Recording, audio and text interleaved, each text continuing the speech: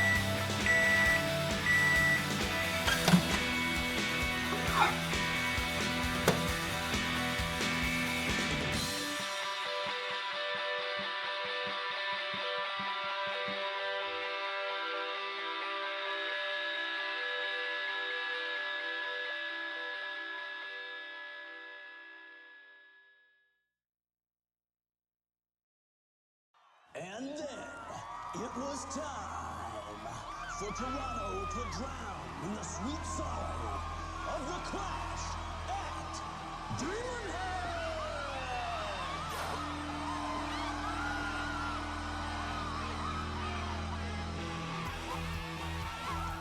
That guy on base? Oh, yeah? Fuck Steven Universe!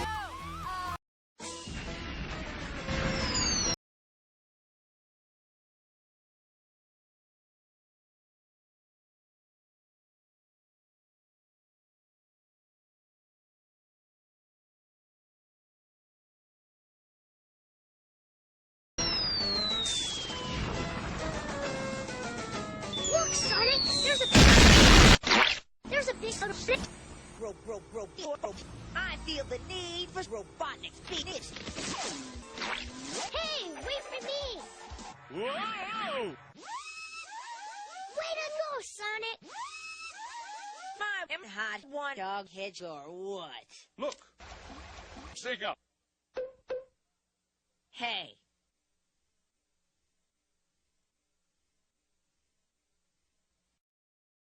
Look! Are you a schmo or what? Schmo? Me? Of course, I'm a homo!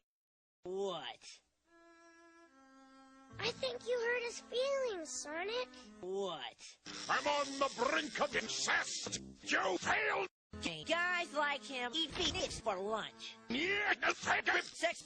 Now, out of my way. Hamburger. Let's sit. Yeah, let's sit. I guess my sneeze bomb catcher went a little off course. Little off course. Course. Off course. Off course. What? Let me out of here! Sonic is trapped in there. This is The rescue rocket. Wow, can I drive? No. I think you guys are probably too dumb to get out of the way of that. Woo! Fairy tale.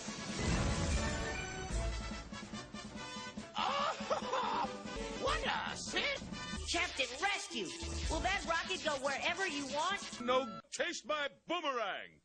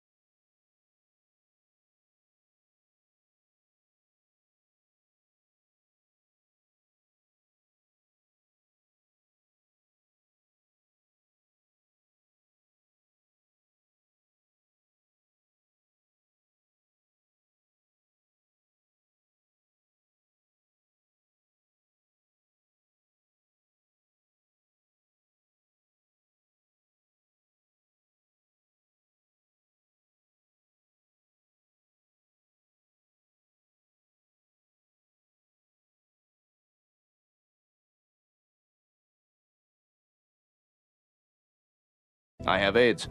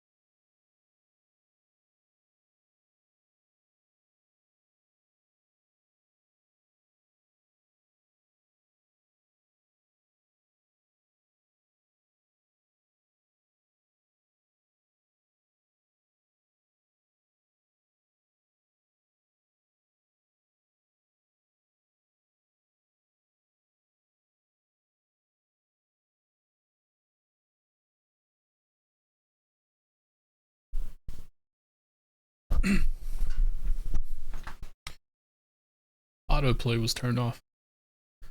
That sucks. Okay.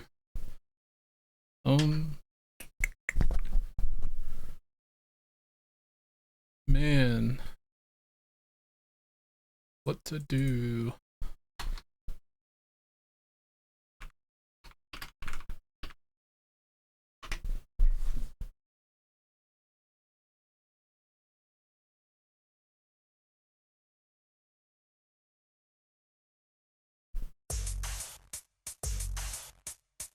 Is it muted? Play Fortnite.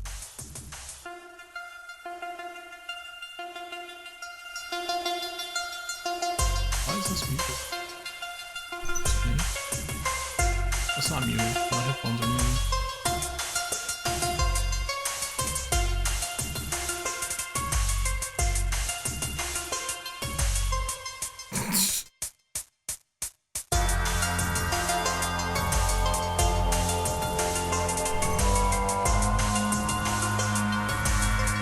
I do want that Dwight skin that's coming. I've never seen The Office, but I do like that guy. So I need the guy from The Office, The Orifice.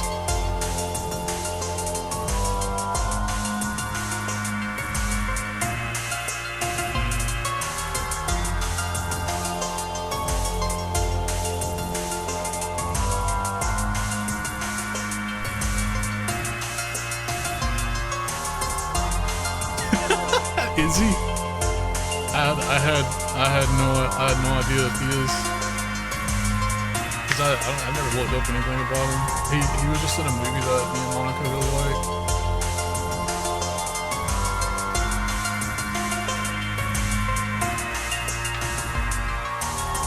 I should just add Netanyahu at this point, I guess.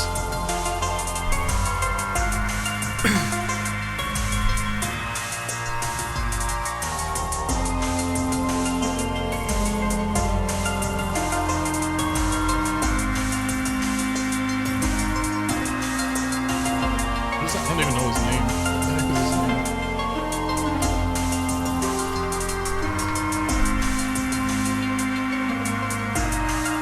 Green Wilson?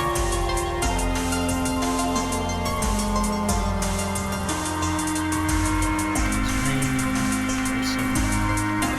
I thought I said something else.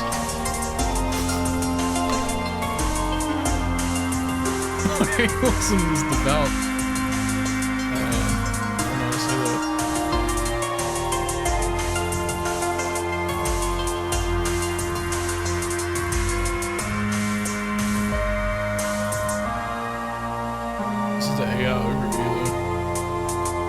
R/Jewish. Yeah, he's something. Maybe I'll save my money.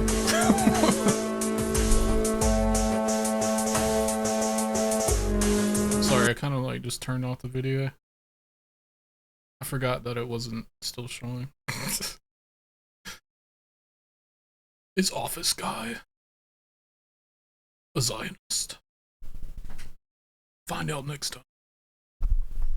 Yeah, he's I don't know. I don't know what that means. Maybe he's like Chris Pratt, or he's like, I don't know. Well, Chris Pratt's like a church guy.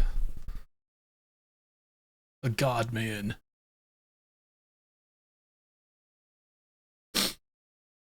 Maybe it's like that. Still not like, like he's like, no, I don't believe in what they do, but still donates like thousands of dollars to them, to his church that like is controversial.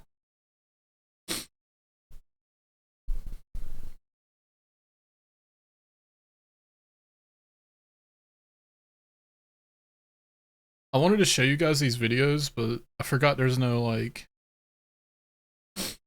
there's no actual dialogue in it. So like, I don't know, it's just that music. He uses that same music for every one of them. Wait, what about this one? He still edits the same way. I've been subbed to this dude for like 20 years. fellow OG. Anyway.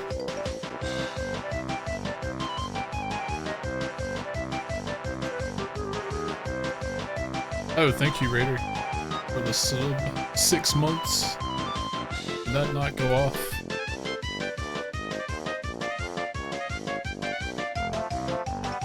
I think Cringy was right. My notifications just turned off. Okay. What is going on with that?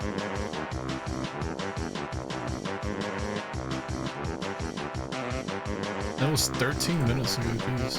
Okay. I'm just sitting here and chilling with you guys. We're gonna fix this.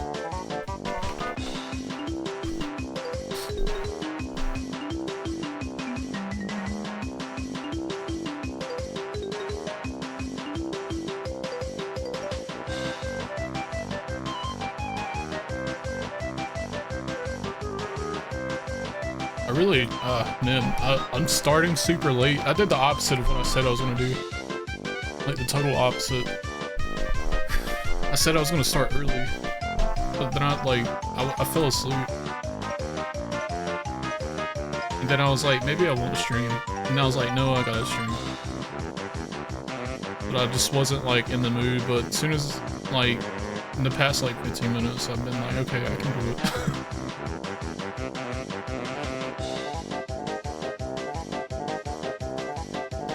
I said short stream, but maybe not. I don't know. We'll see. It's been a weird day for me. Okay.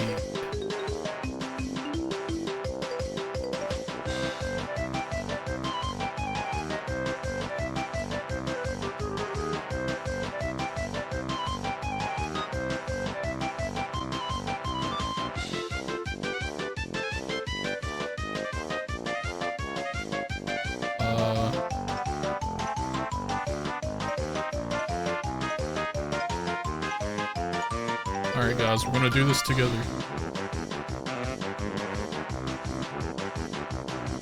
Sort of.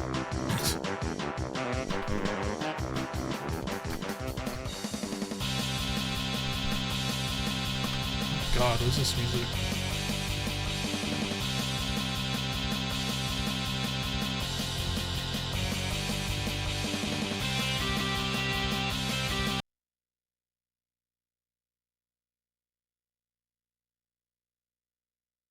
This video, Banjo-Kazooie has aged poorly.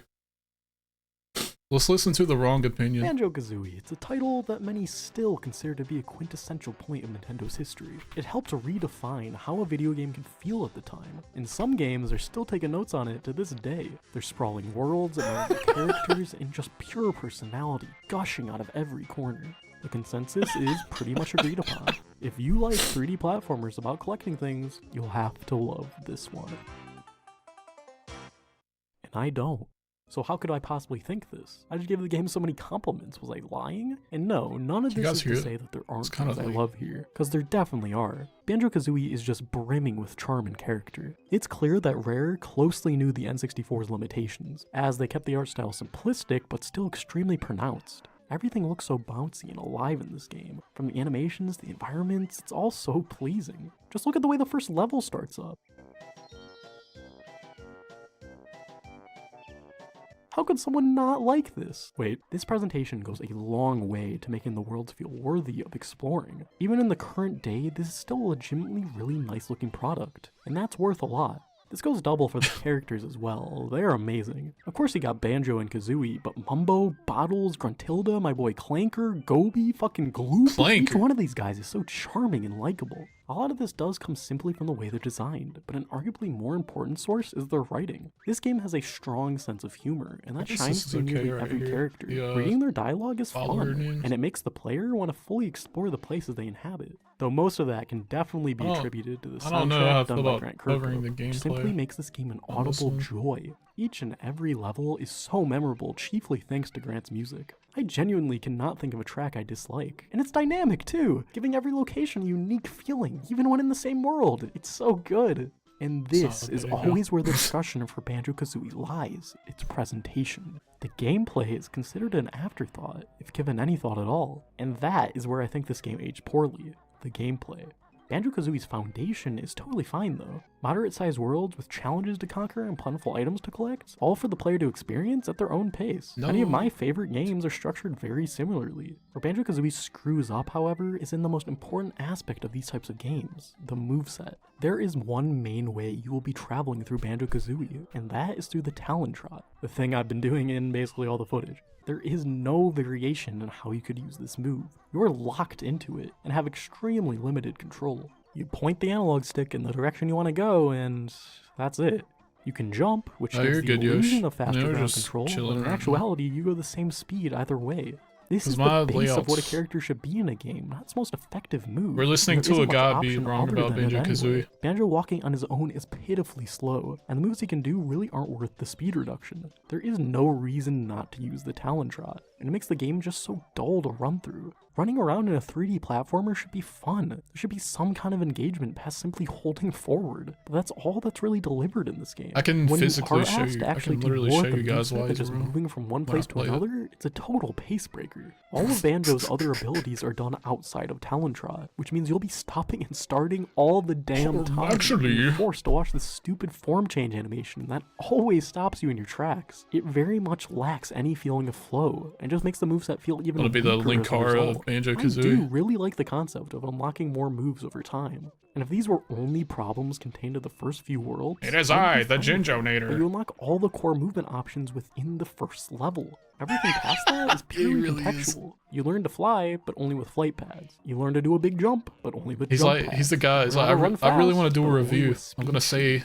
None of these everything. truly I'm add gonna to check off all the moveset, but marks. just feels sorely lacking. Imagine if you could do this big jump anywhere. That would open up to so much more player creativity in how they interact with these worlds. I have been neglecting to Skill mention issue. one move, however, and that's the Wonder Wing, which you can do anywhere. Yeah, which yeah, is the good. 64 The ones problem for though sure. is it totally ruins combat. Nearly any confrontation in this game can be solved. Oh, the using combat in Wonder Wing. Banjo-Kazooie You are is very invincible, and it unengaging makes and enemies feel boring. totally pointless when you just plow through them in a dude. second. You do have to collect golden feathers to use this move, which cap at 10, but they're everywhere. You have no reason to use this move outside of combat, so it's super unlikely you'll ever run out. And again, stay I'm with not me, moving this this move later. doesn't give you any new movement options. Imagine if you became super fast when you use this. You'd have a quick dash you can do to gain speed, but you can't do it too much because you gotta conserve the golden feathers. And that really is the problem with the moveset in this game. It's so basic, it lacks variety. And the I don't know if I Mumbo want the follower transformations names in my exacerbate camera this on the flaw. top So or the basically, bottom. Mumbo here can transform you into a bunch of different animals. And this is another great idea. It could be a chance to Well, actually I'll probably just change leave it up here the for now.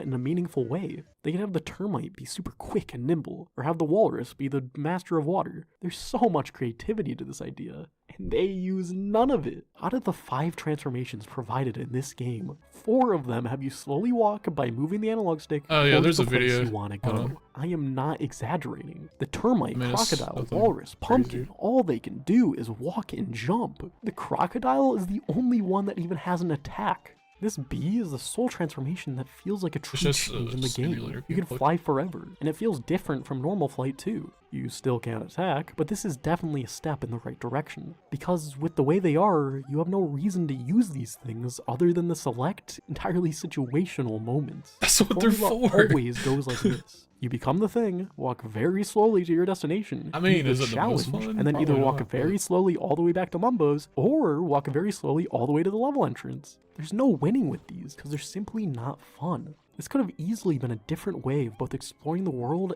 and conquering challenges. This beehive, for instance, would have been a great time to have transformations matter. You could have Banjo fight the hornets, or as the bee, you could espionage the Jiggy from the inside. There is actually a moment of this in Mad Monster Mansion, where this bucket has a little hole in it for the pumpkin to jump through. But you would never want to be the pumpkin for more than required in the first place because of how slow it is. If this game is so insistent on having such hollow movement options, then whatever, but at least streamline it. Why did these transformations move so slow? Why dude, can't I transform nothing's- whenever I want? How would What's either of these happening? things hurt the game other than making it faster? The worst example of this is in Freeze Easy Peak, where to fully complete this race, you gotta walk all the way there as the Walrus, win, walk all the way back to Mumbo's, crash the map, and then walk all the way there again as Banjo. This is really where my main problem with the levels comes in. Every world essentially has the same design, where there's a big landmark in the middle, such as a snowman, a boat, a clanker, and then there's a bunch of smaller areas around it. This is a fine groundwork. The main problem is how much empty space there is.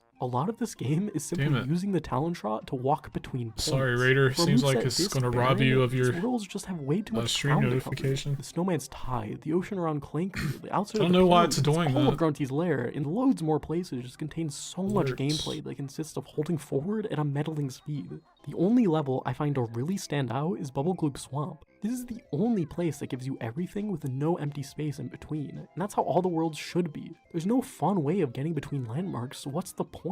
And I know that this would make the worlds feel samey, but with a moveset this limited, there's not much else you can do. And this level isn't even all good either, because to get to Mumbo's, you gotta walk as slowly as possible through this series of hallways. So thanks, game, for proving me wrong. But most of the other levels, especially near the end of the game, Yeah, are just he's- too big he's- for their own good. he's talking I do about it really like larger areas in games, but it's that's a only modern when they game. have a strong central movement Like, system yeah, if you supporting turn it. into a This Bumblebee frankly in becomes boring in a lot of 2026 ways, and he because couldn't getting really around do just anything, isn't yeah, fun that would when you're be this like limited. completely That's different. sadly what a lot of this game is. And honestly, I'm willing to excuse it, because this game clearly isn't about the movement. It's about the challenges. Each world is 10 jiggies, all of which you can earn by completing certain objectives. And if these are able to provide a fun and engaging experience, then I could definitely forgive some of this game's shortcomings. And these challenges are not that. This game asks you to do the most menial and basic of tasks and presents them as a challenge. Spelling out Banjo-Kazooie using floor tiles, hitting some buttons, playing a matching game, dropping eggs in a basket, copying what's done right in front of you, swimming in a slightly No, I think curved line. he's. These I are don't the know. types of challenges Banjo-Kazooie offers to you, and they're nearly all like this. Every so often, there will He might be a video serious. relying on a He tiny also bit of might brain be power, but those reviewing are this so game far disingenuously and few and just between. is doing Too it often, because it's I either need to make a playing game YouTube or review. tipped up musical chairs or doing an incredibly simple task. Welcome to And when atop the game's fourth main jiggy. source of challenge is your ability to walk in some Is I, lines and complete the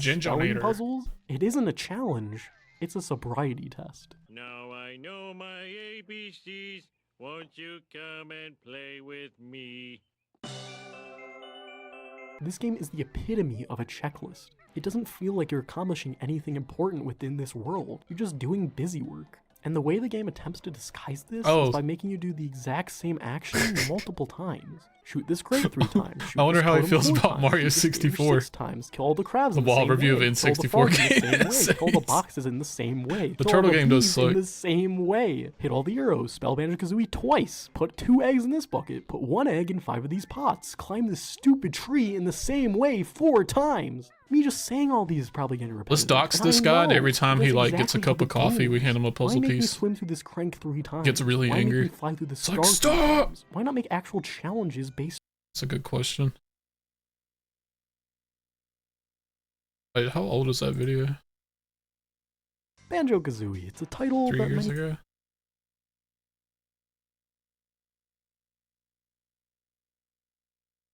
Dang. This dude's been around for 8 years. Oh, he doesn't have many videos. He reviewed each individual story of Sonic Adventure. I guess that's one way to get multiple video views. That's actually pretty smart, actually.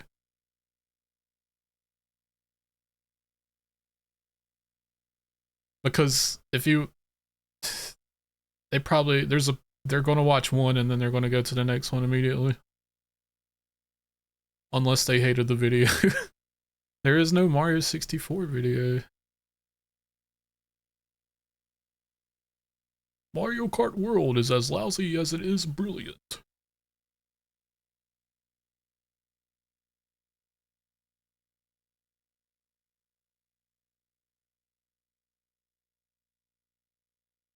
Is that the only N64 era?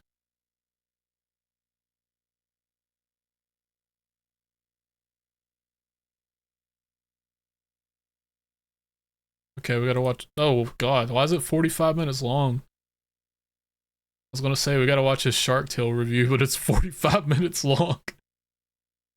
Well, here we are. In the Shark Tale world for the GameCube. Oh my god! He's dancing! He's dancing! What We is can't have that! Whoa!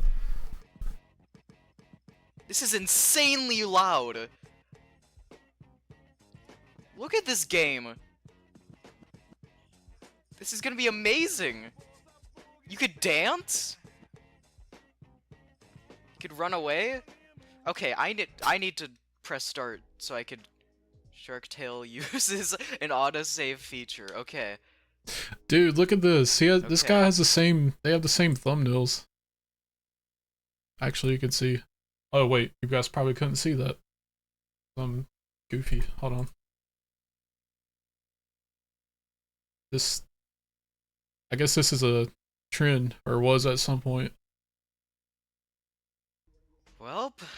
Look, there's this Quest 64 video has the same thumbnail. In the Shark Tale world for the GameCube. Oh my god! Imagine, if you will, an RPG when you're not The man just ones, standing yeah. in line waiting for your turn.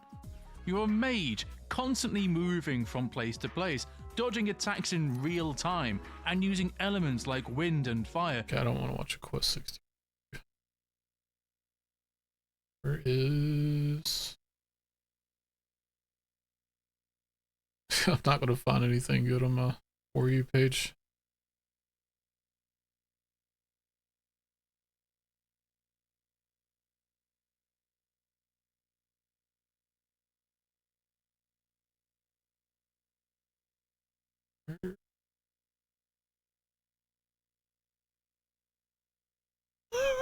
What happened?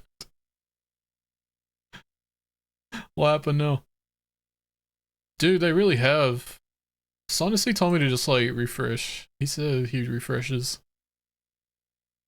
Look, I'll always get like a review of a figure, Destiny, and some other third thing. But this is just another.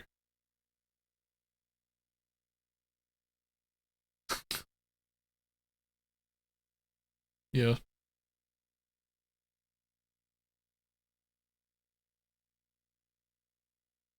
Shoe on head.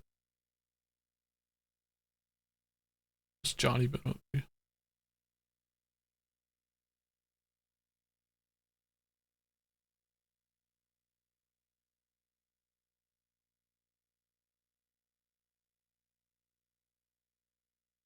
Anything good?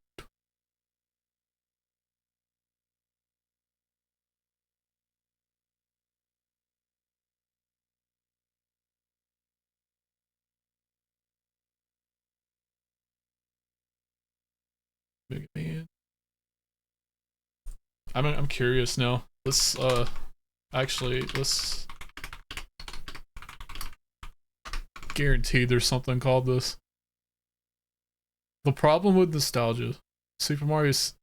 Oh, this one looks good. You know what I hate? Super Mario 64. Here's why. What's crack-a-lackin' Toxic Crew? My name is Toxiquid, and Super Mario 64 has recently come into my life, and I hate it, I hate it, I hate it, I hate it! I may be spoiled rotten with quite frankly better 3D platformers with gems like A Hat in Time, Mario Odyssey, and hell, even Banjo-Kazooie, but my god, this game is terrible in my opinion. I know that is a huge claim to make, but I believe I found the root of my problem. It's the controls. They actually just suck. And no, it's not limited to yes, one area, yes, he will. or it's not just one or two main problems, it's everything as a whole. Interested? Here, let me show you my thoughts. Oh, and these are just my opinions. You have yours, I have mine. That should be obvious, don't be an ass. For this section, let's talk about the actual way Mario reacts to your abnormally We're sized thumb when gamers, it don't manipulates mess with the left us. stick. I'm not gonna beat around the bush. Mario is slippery while moving, like abnormally slippery when compared to his more recent outings. This is a huge Oh my god, because it we're not makes even 2 precise minutes in. platforming, which is required in some areas, nearly impossible. I cannot tell you how many times I died on that first Bowser level because of how stupidly small the platform is to get that first red coin, but we're gonna get to that later. What the game is telling me with these super slippery Mario controls is that when he starts moving, he wants you to keep moving. What is this, a Sonic game?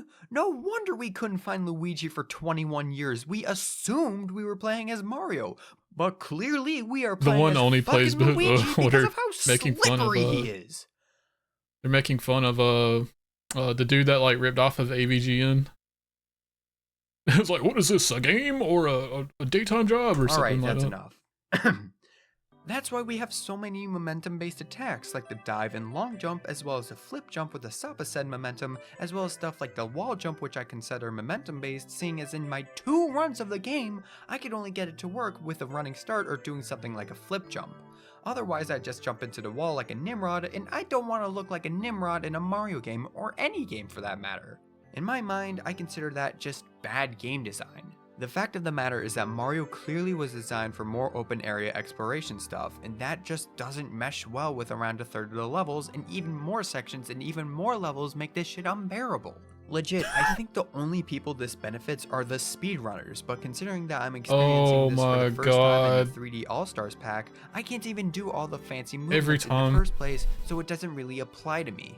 I will say that despite the ground control being hella imprecise in my opinion, I really can't say the same thing for the underwater controls. Honestly, I might be already in the small minority by saying this, but I absolutely love the underwater controls.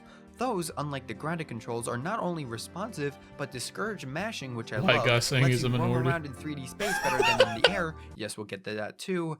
But I also like the little loophole formed with the restriction of the life bar being the air meter as well, so when you come back to the surface, it all comes back, eliminating the need for coins or those little floating hearts around some levels. I did find myself exploiting the hell out of this, especially when learning the ropes in Jolly Roger Bay. Legit, I think the underwater controls aren't bad at all. Sure, they are a bit slow, but the only issues that I could find are overall speed and the camera. But then again, the camera is a crock of shit, and I will definitely talk about that soon because that's a really big issue in this game. Okay, so we've covered land traversal, we've covered sea traversal, now let's talk sky traversal. And for this one, our only real viable option is the wing cap power-up. And my god, this sucks! This might have just been me, but I could never get as high as I wanted to. I stalled out a bunch, and coupled with the horrendous camera in some areas, namely the Secret Castle Star Wing Mario Over the Rainbows, I can safely say that this shit sucks. I could get past the controls in some of these instances if falling off the map in this sub area because I was bonked on a platform when I should have been landed safely boots me out to the outside the goddamn castle, causing me to trudge all the way back up to the top floor, do some parkour to get to that tiny little area because triple jumps don't work for some reason, all to re-attempt it again with these same god-awful controls. I get that it's not used often enough. What's his inspiration? Making controls more fluid wasn't exactly the biggest priority for them. I get that they were trying to emulate the Cape Feather from Mario World in 3D, but the context that this power-up used, in my opinion, were handled poorly. Except for one area. And I know I said I'd keep this section brief, but looking how far I've gone already with this section, why not indulge just a little bit more? Shifting Sandland is not my favorite level in the game, not by a wide margin, but it is the best level for the wing cap in my opinion. Why?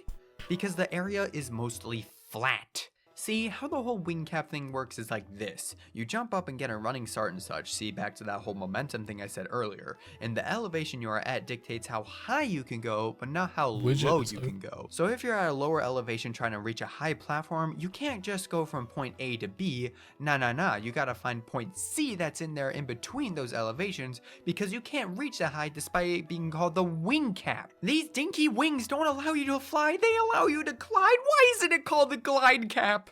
And that's why I love Shifting Sandland so much. Since everything is at roughly the same elevation once you get the wing cap, you basically can roam wherever you want in the level with little to no problem. Sure, getting up to the wing cap area is a pain and a half, but honestly, you don't like have to like Mario 64, but like they'll better than the levels make these videos And it's like, I don't know, it's like, it's kind of like how Nostalgia Critic talks about old movies, but he's not being completely serious, but people will watch Nostalgia Critic and think he's being serious, and then they'll make videos like this. Off the wing. That's kind of a weird example, but I think you guys know what I'm getting in at. the first place. But bad controls alone does not a bad game make. It has to be coupled with two other things, being bad Or like AVGN being taken serious. level design and a piss poor camera. So without further ado, let's delve into the level design and showcase how doo-doo bad it is. Let's talk level design. Right off the bat, here's my rankings for each world from worst to best, excluding Castle Stars and the Bowser levels. Number 15, TikTok Clock. 14, Dire Dire Docks. 13, Snowman Land. 12, Wet Dry World. 11, Rainbow Ride. 10, Big Boo's Haunt. 9, Lethal Lava Land. 8, Tiny Huge Island. 7, Cool Cool Mountain. 6, Hazy Maze Cave. 5, Jolly Roger Bay. 4, Wom's Fortress. 3, Shifting Sandland. 2, Bob on Battlefield. And number 1, Tall Tall Mountain. Yes, I like Tall Tall Mountain. The monkey is funny, don't at me. As most of you who played Mario 64 know, each level has 6 missions with a secret star that shows up after getting 100 coins. Some of these worlds are better than others, namely Dire Dire Docks and Lethal Lava what Land is going on? are Did ass my at finding computer 100 reset coins, to like and 3 months ago? I especially harbor a lot of hatred for Dire Dire Docks because of this. See, there's this little strand of coins up here next to this gaping hole of nothingness, but unbeknownst to me, that hole sucks you up. At one point I was at, and I kid you not, 99 coins in Dire Dire Docks. Not knowing about this suction hole, I see a little line of coins, get sucked up, and boom! I'm in front of the castle. Why does everything need to go into the front of the castle? Needless to say, I didn't play that game for the next few days after that. I was really angry. That aside, I can cleanly separate the levels into 3 distinct styles. There are the gauntlets, which really don't have any big open areas and just focus on individual challenges, like Lethal Lava Land and Rainbow Ride, the water levels, which has a whopping 3 in this category, being Dire Dire Docks, Jolly Roger Bay, and Wet Dry World, and what I'm calling the box gardens, which are just giant open areas to go around in, like Cool Cool Mountain, Bob on Battlefield, and Tiny Huge Island. Can you tell the ones I'm gonna absolutely shit on? If you guessed the box gardens, you'd be incorrect because the gauntlet levels can go jump off a tall mountain because they all suck so much. These levels, especially TikTok Clock, suck so hard. It being one of the final levels. How does he get 37,000 subscribers? They can handle bullshit, but the developers were debating back and forth and questioning how much bullshit to put in, and when Miyamoto himself came and said, "Yes, fuck it, put it all in." So in one world, we got conveyor belts, pendulums, rotating platforms, rotating blocks, tiny walking spaces, cages, jutting out platforms, asymmetrical rotating platforms, a womp, a large gap, vertical level schemes, fucking Walter. I named this guy Walter because he was always out to get me when I tried to go up the pole.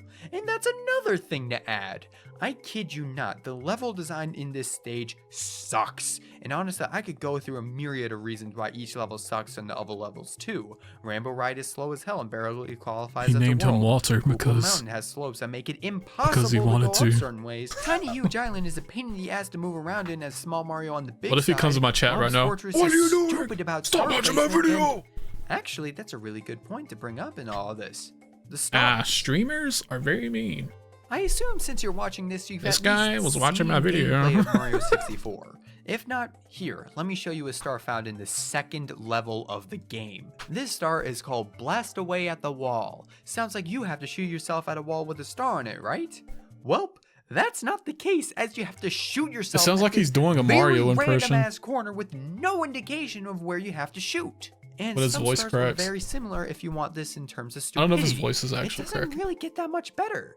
Tall Tall Mountain, my favorite level in the game, for some reason has a painting in the side of the mountain that takes you to a slide level. It's not marked at all, it's just a regular side of the wall in this mountain, and poof, there it goes. Big Boo's Haunt has For some reason, there's just a hidden area in this game. the memory puzzle in a random wing of the mansion, and the camera is so piss poor that it doesn't give you good perception at all. Yeah, Switch version. To your it's the 3D All-Stars version, looks like. There's an issue with the camera. Honestly, I'm getting really tired of being angry. I am never this angry, but I don't know. Mario 64 really wants to bring it out of me. I can't say that all the levels are bad, honestly. Some have their redeeming factors. I think that Bob on Battlefield is great at introducing you to the language of Mario 64. Jolly Roger Bay legitimately transforms the stage after getting the first star. In Lethal Lava Land, it's a thrill to scale up the inside of a volcano, no matter how easy it is. There are some redeeming factors to them all, but my issue stems from the way the actual levels are designed themselves. Some geometry just doesn't want to work for you, and that's why I hate Gauntlet style levels so much. If and or when you make a mistake, you don't really have a little safety cushion you can reliably get back to. TikTok Clock has a giant pit, Rainbow Ride has you fall from the sky, and Lethal Lava Land has lava. I will say, however, there is one amazing level in the game, but it's not even really a level. It's the hub world. Peach's Castle is amazing. There's virtually nothing wrong with it once you get hang of the controls. I saw a video from Design Doc, great YouTuber by the way, and he really outlined how amazing Peach's Castle is.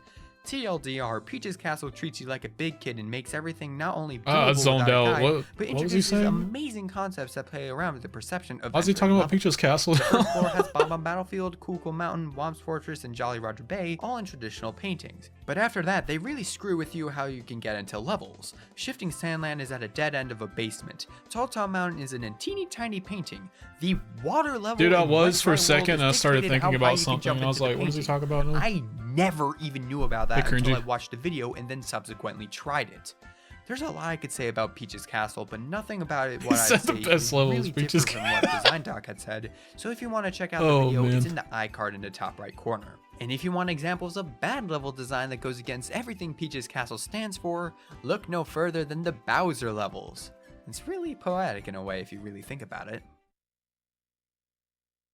Bowser levels are horse in a way if you really think. This face says everything.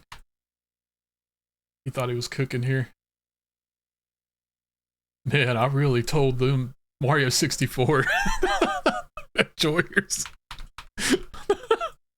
DreamWorks face.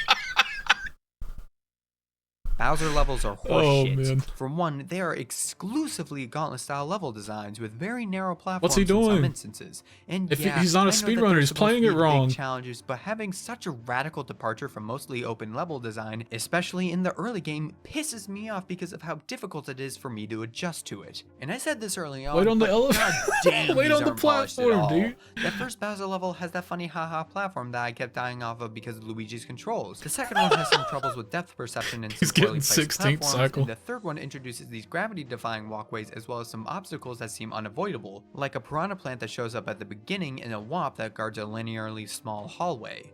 Out of the three, I do prefer the second Bowser level purely because of how you guys playing Fortnite, cringy? It also helps that I was on a call with a friend of mine and that definitely helped lighten the mood. But that also leaves Bowser's boss battles and they are all the same. Grab his tail, spin him right round, baby, right round, and hit the bombs. Honestly, I hate these because of how imprecise the controls are, and when I'm sure I spun it in the right way that would leave a direct path from Bowser to the bombs, he just goes off the cliff and comes right back. I feel like you would know this, cringy. Is the guy that plays Dwight in The Office, is he Zionist? I feel like our conclusion earlier was kinda. I mean, just look at the footage here. I'm really because he's coming to Fortnite next week. Sure, I know there are people who could do it first try, but seeing as I couldn't do it across both of my playthroughs, I really just digress. But with that, that's all I really have to say on the level design. So let's wrap it up. I feel like you just know these things. Worst part of Mario 64. I wasn't being funny. I was being genuine.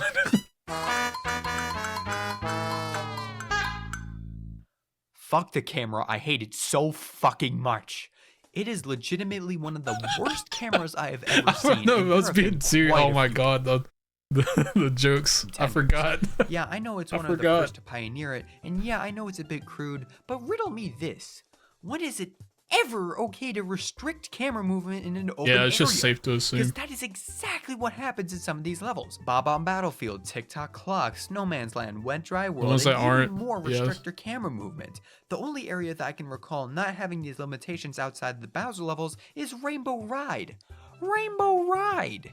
Imagine that. In other levels, if I couldn't get the right camera angle I wanted, I would have to legit go the other way around. And even then, it doesn't always work. The camera is abysmal. The Mark Ruffalo is that he's an easy one. It's a somewhat physical entity in the form of camera. Bro does not hold back. And even then, that's not really saying much. In enclosed spaces like this area in Big Boo's Haunts, having a fixed camera is pretty good. But honestly, I think that Big Boo's Haunt was one of the only areas I didn't really have camera trouble. Quit, but in other areas, namely TikTok Clock, Tiny Huge... She quit Scream 7 or something. I don't know. I forgot which number they were on. They could be a huge bother. All three of these areas have really one thing in common, being that there was a lot of areas that are obscured by walls at specific angles, like here and here. The camera itself is a hindrance most of the time. I get that it was programmed for the C buttons on the N64 controller, but seeing as I'm that's what I'm saying, yo. She probably which has like enhanced visuals and textures, it's kind of just bad at the game. For the camera to be not as intrusive as it was. In conclusion, I really wanted to like Mario 64. I really did. I heard a lot of great things about the game. I've seen playthroughs of it. I've seen randomizers. I've seen speedruns. But when actually getting to play it, especially in the year 2020, it's not fun because of how everything was just stacked against me in terms of controls, in terms of level design, in terms of the camera. Everything just wanted me to fail, and I hated that. I really hope to have highlighted the reasons why Mario 64 pissed me the hell off so much. There could have been so much more for me to talk about. Hell, this is actually the third time around that I've been trying to make this video, but I think I summed up everything I hate really well. So with that, thank you so much for watching. What do you think of this? Am I crazy or am I actually making sense? Thank you so much. I said it, Mario 64 is the most overrated video game ever. I recently completed my first playthrough, and all I felt was disappointment. It just isn't good. I expected so much more, and I don't think it's all that unreasonable. People constantly flaunt this game as revolutionary, and sometimes even the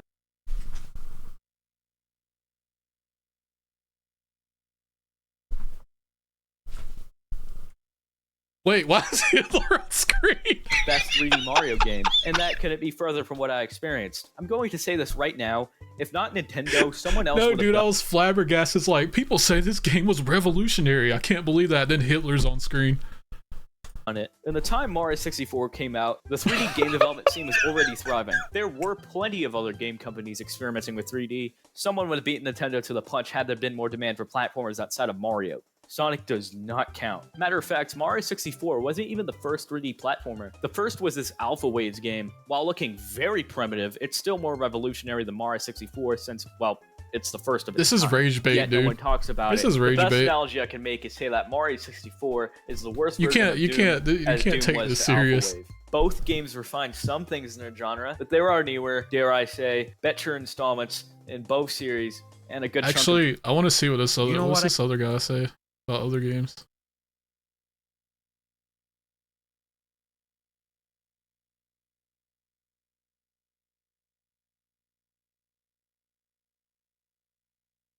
Oh, he just made one. Where's this channel, man? Okay. Now I'm very curious.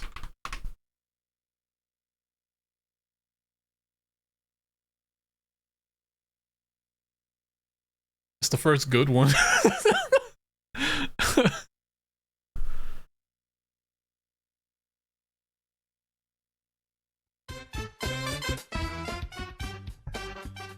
Super Mario 64 is often praised as being one of the greatest. Nah, this isn't what I'm looking for. What is this? You know, Mario 64 is a great game, but it has a major flaw. It does have revolutionary 3D graphics, tons of painting levels, each with a lot of stars to discover. It even has a bunch of these hidden slide games that are really fun to play. But the big flaw of Mario 64 is trying to control the camera with these C buttons and makes it really difficult to play. You know, Mario 64 Skill issue. The old navigator videos, yeah.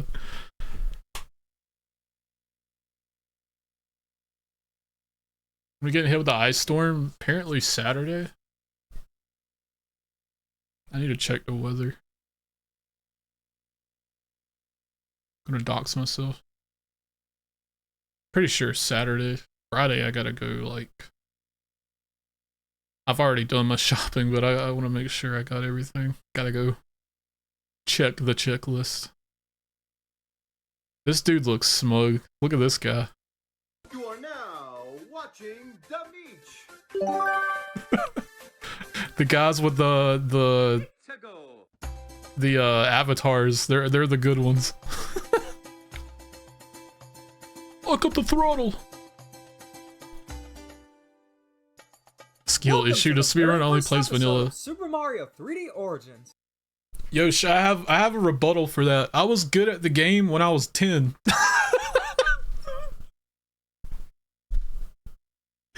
I did not have trouble with the camera when I was 10 years old. That's my rebuttal. This series will be covering every 3D Mario game, and unfortunately, there isn't Super Mario Arcade Grand Galaxy, so there are no arcade entries to be covered. And for the very first episode, we'll be covering the very first.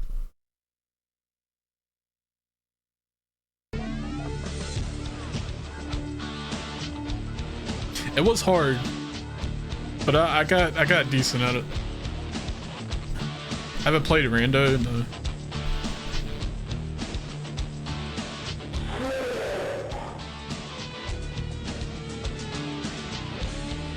But I was also one of those kids, I had like 10 games. So like I played that game a good bit. Casually. This is my Xbox One. This is my Xbox 360, and this right here is my PlayStation 3, and this is what I like to call the Nintendo shit cube. Kind of excited for the ice storm. I call it the Nintendo shit cube because it's a piece of fucking shit. The fucking shit. The original Nintendo Entertainment System sucked. Okay, to be fair, when I do play like ROM hacks and stuff, the camera does like, I'll give you that. The camera is like wonky acting, but I think outside of the vanilla game, I feel like it works. Because he had to perform a certain amount of blowjobs on the cartridges in order for the games to work. And then Nintendo, they released their second console, the Super Nintendo. Now that was a good system. That was a very good system. The games, they did not freeze, and the games, they did not stop while you were playing. And then Nintendo, they released their third video game console, the Nintendo 64. Now that also was a very good Nintendo system. 64. They didn't have full motion video. It wasn't bad for a 90s system. And then Nintendo released their fourth video game console, the Nintendo Shit Cube. Now the reason I call it the Nintendo Shit Cube is because take a look at the fucking game. This is a Nintendo GameCube game. This looks like a fucking chocolate chip cookie.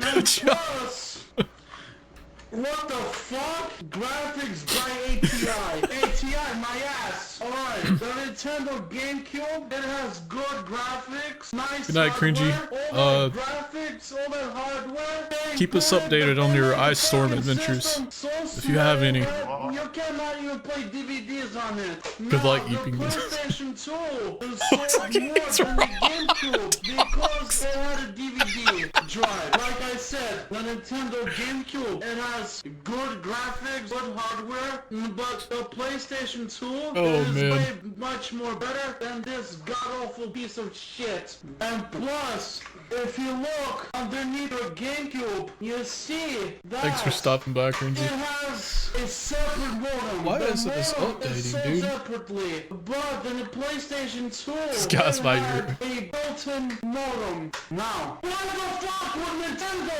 make a modem for Nintendo GameCube if you cannot play online multiplayer Dude, Raw Hot games? Dogs And is now taking I me would out, like man. to show you the Gotta Nintendo start using that one. GameCube wireless controller. This is the controller's wireless receiver. You just put it on the GameCube like this, as you would like a regular GameCube controller. And you have to put in batteries on the back and press on.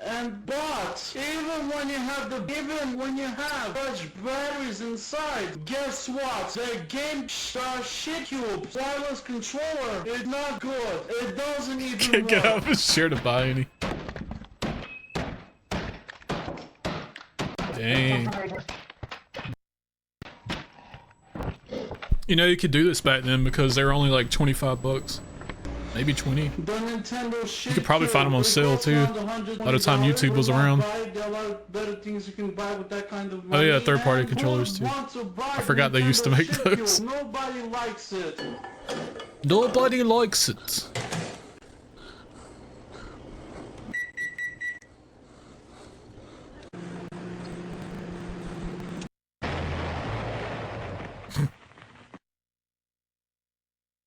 You can use the Mad Cat controllers. This is not good. In today's video, we'll be looking at another heavy hitter of Russian Newgrounds, third-party Smiglower, controller. aka Rice Pirate. Whilst most online know him from his animation work, Have as you well guys as ever seen this guy? Dude, oh my god. Wait, what is this? Yo. A hard lesson, all who come. Okay, this is a 5-hour review. I don't need that. What?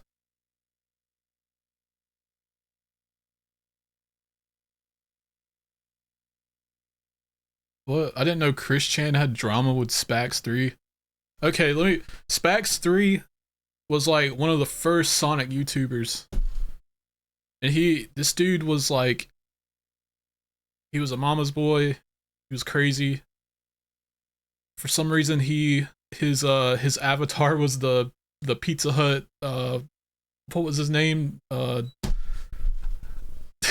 Noid thing or whatever. I can't remember what it was called. And he stalked the 13-year-old girl and tried to sue her, I think, because his mom was a lawyer. Yeah, the Noid. I think he changed it to Yo Noid and like recolored it.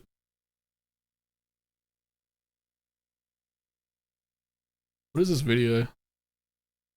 It's Domino's. Oh, okay. I know it's one of the people. Yeah, he disappeared a long time ago.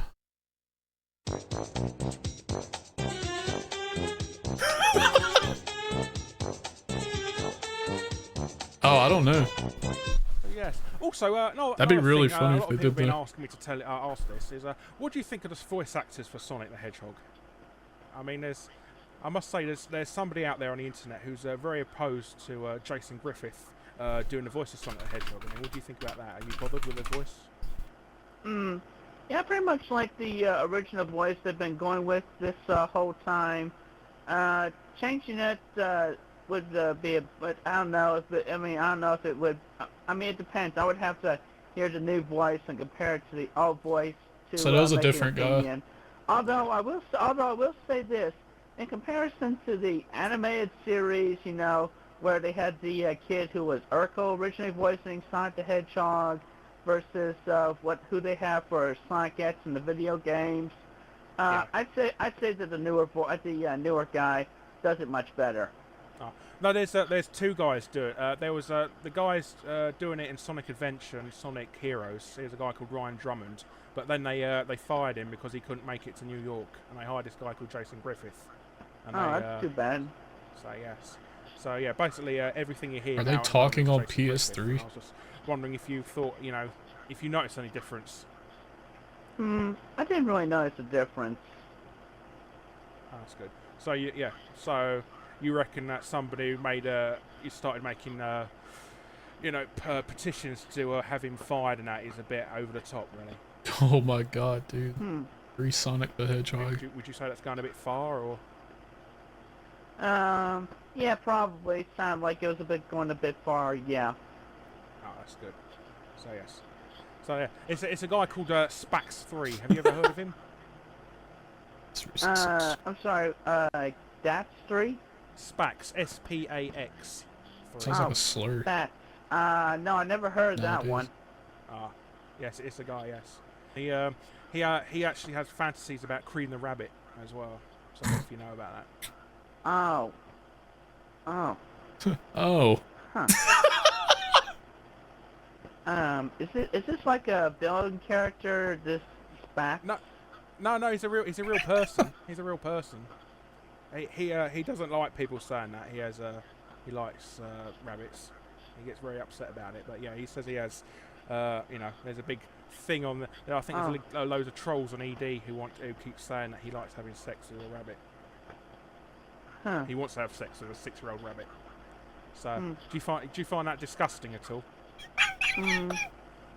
Well, I mean, that's his decision, but I personally do not promote bestiality. As a matter of fact, I'm against it, and the Bible is against it. So, but, you know, he has his opinions, and he has the right to his own opinions, but personally, I'm against it. Even if they're half human? Even if... I mean, because they're like Sonic the Hedgehog, he's sort of half human. He's not like a proper hedgehog. He's like half human, isn't he? So he's on 2 legs and stuff. So does that sort of count? I don't think there's any half human there.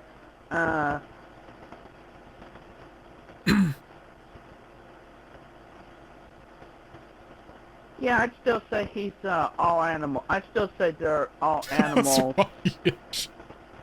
They've just been given human form. It's not necessarily making them half human. No. So you wouldn't say there's any human in Sonichu or anything either then?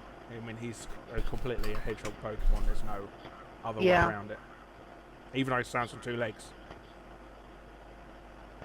Yeah.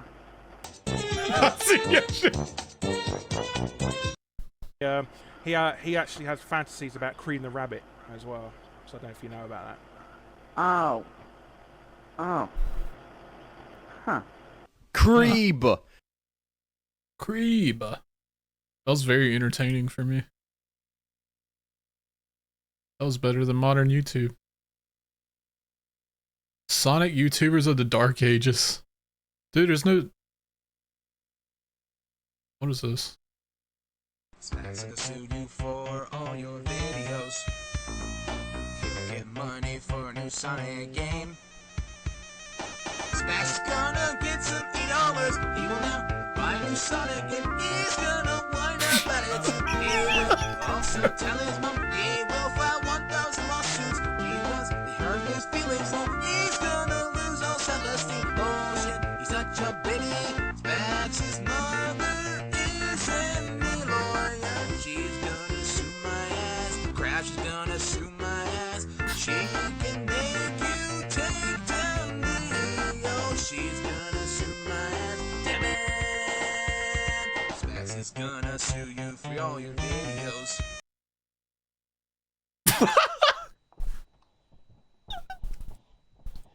Hello YouTube and hello subscribers.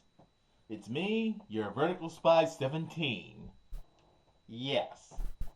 So now, it's been a month since I made a video, so I decided to finally do a rant. So yeah, I hope you had a Happy New Year and a Merry Christmas. And yeah. Let's basically get down to the point. I do want to talk about another Sonic fan. Now this might be the third. Dude, back in the day, there was always videos like this when somebody would like, it had to get to like the extreme boiling point. Like it wouldn't be like they did something insane, but like they were just very annoying. And you see like 5 videos like this pop up of a guy just sitting in front of a webcam with no editing. Might talk about. So I would talk about. Like, let's talk about this one YouTuber. He's annoying. Dragon 800. And now I guess the third one on my list must be Spax 3. Okay. Oh god, this is gonna be some fun. Now, firstly, let's first talk about the origins of Spax. Spax was basically your typical ranter on YouTube. Same dude. Basically ranting, basically talking about, you know, video games, Sonic the Hedgehog, and all that other garbage. But then when it came down to it, where he just became really done some really unnecessary things towards his fans, and doing, just basically going a complete thousands of rants on the internet, basically complaining about Jason Griffin and how he's ruining Sonic the Hedgehog. Yes, this was the guy that got every Sonic fan to say, get Sega to get Ryan Drummond. Cause Spax thinks in his mind that Jason Griffin stole Ryan Drummond's Ryan Drummond's spot as Sonic the Hedgehog. Because basically, Jason Griffin was just doing his job. Now, be fair, I'll explain to you what happened. If you already know what happened, well, just skip along. But if you do want to hear what I have to say, this is what happened. Ryan Drummond didn't show at a certain, event that Sega was planning, and Ryan Drummond, he basically had family issues during the time, but he's still voice acting. Maybe not Sonic the Hedgehog, but he's still voice acting. So Sega, for some strange reason, decided to get rid of Ryan Drummond and Harriet has joined the congregation. Now, Jason Griffin did a few things for Sonic the Hedgehog. He did the god-awful, fucking terrible 4-kid show known as Sonic X, which I will hopefully rant about this year. That was me. That was a test. Where is that screen at, though? Was certain, Jason Griffin was doing... Avis has joined the congregation. To most fans, they did recent videos like, comparing Ryan Drummond's voice and Jason Griffin's voice. And so they can get people to understand why they wanted to get Ryan Drummond back. And basically, this is my issue. If you people don't like hearing the voice acting or hearing Jason Griffin's voice or any of the 4Kids dub voice, you can change it. Okay? You could easily just... Go on. Yeah. You can easily... I'm stalling. Or go to selection and go to where it says voice acting, and you could just change the voice acting to whatever language. Chinese, Japanese, French. I think bro said Chinese at first, and he was like, wait a minute. I was about to say, this is like if the 90s movie Blade had a YouTube channel. Spanish. The glasses is making me think of Blade. German. You can change. I mean, you don't have to listen to the voice acting. I mean, I could see that being something he was going for. On your TV, so you don't have to hear any of the voice acting or any of the other stuff. But still, you can change the voice acting. I mean, if you're just starting on a Sonic game and you want to hear most of the voice acting, you can change it. But the Spax is, mine. He thought that Ryan Drummond's job was stolen by Jason Griffin. That's basically it. Which is totally false. Many fans have even pointed out that it wasn't Jason Griffin's fault. It was Sega's fault. So in a way, it's really just Sega's fault. That's basically it. But Sega has learned their lesson. They managed to make better games. But since still they are making... I don't think Sonic... I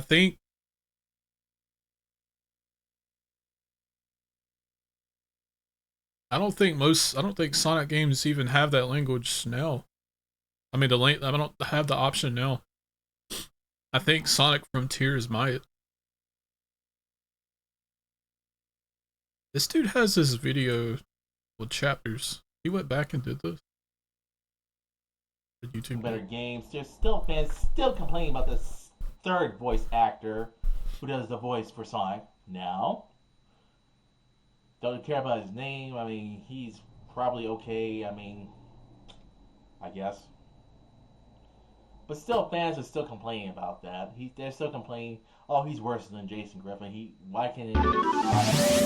Flashbang me. There it goes, it works now. Crab. Oh god, you guys are in for some classic YouTube. Hello, Gordon. Yo, Crab. We're gonna play Banjo-Tooie at some point. We kind of got sidetracked because my notifications broke. and Raider subbed, and the sound would not play. And then we got on this YouTube old school lolcow rabbit hole.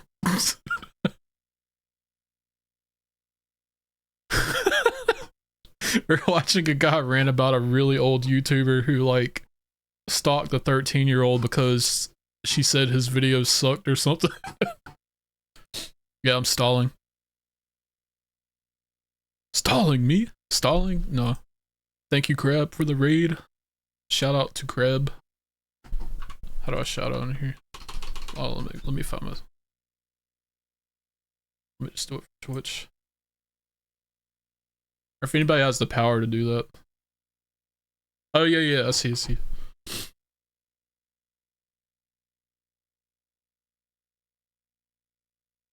I think.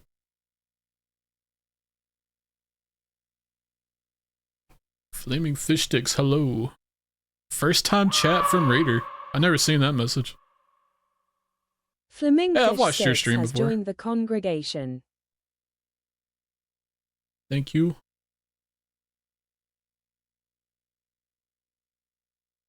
Thank you for the follow, fish sticks. On Bitview. But still, you're just gonna have to wait until the next Sonic game. Yeah, we're down a rabbit hole. One thing about Spax, he also has been basically taking down Took some, videos, hello. and Welcome. which shows what a complete dickhead he is.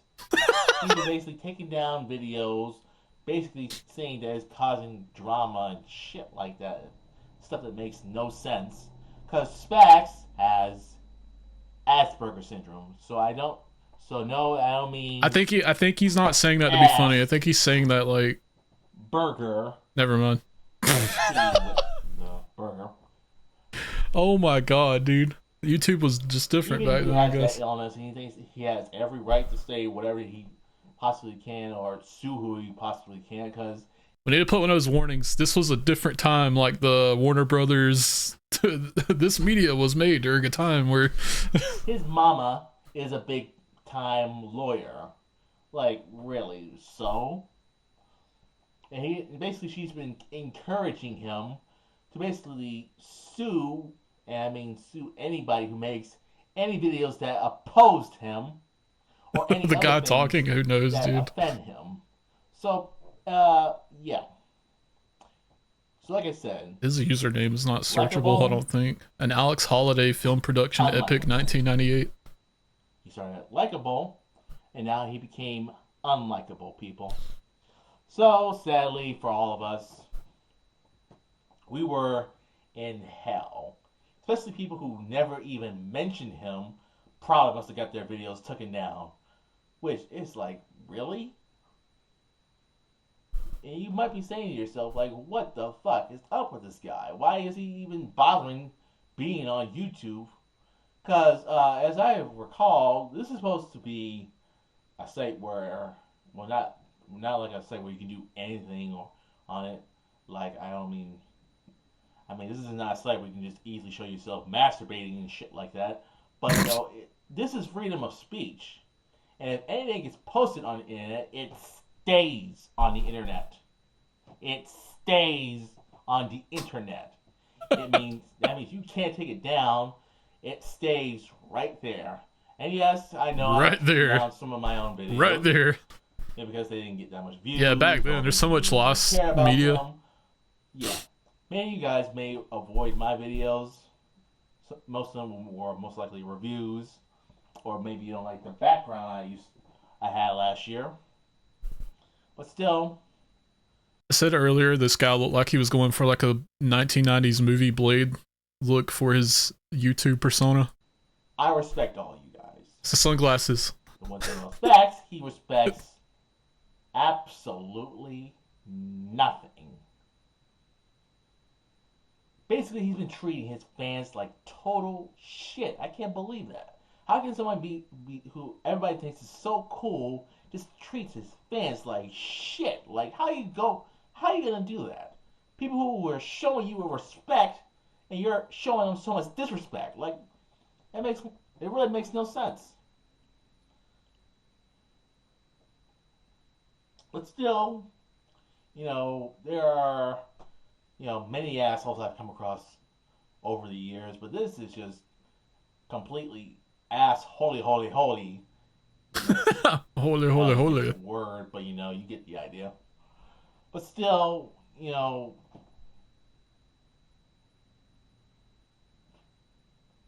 how is it that you do this to people? I think he's running out of How things to does that say. person think? I need to find what's a good like. I wanted to find a video about him or a video of him, cause like a lot of his videos are just gone. Here we go. Rated T for teen. It's Michael Jackson pinup, yeah.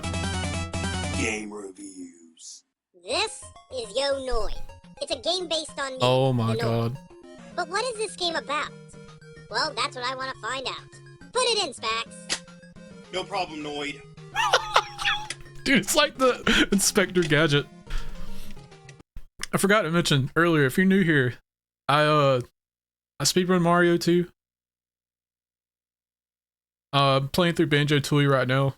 We're gonna do the final boss at some point tonight. Play Fortnite sometimes, and sometimes we do this. Okay, there you are on the Yeah, opening really. screen holding a yo-yo. I guess hence the title, Yo Noid. Yeah, and applause, evil creatures and villains are being led by Mr. Green, who is your clone. You mean the guy who was on front of the box? Yep. Why a plot with an evil twin? That's one of the most cliche concepts ever. Well, for the most part, when does a story really matter in an 8-bit game? I guess you have a point, so let's just check out the gameplay. Yeah, it's Okay, just here's the map KBGN. screen. There's 14 levels to beat.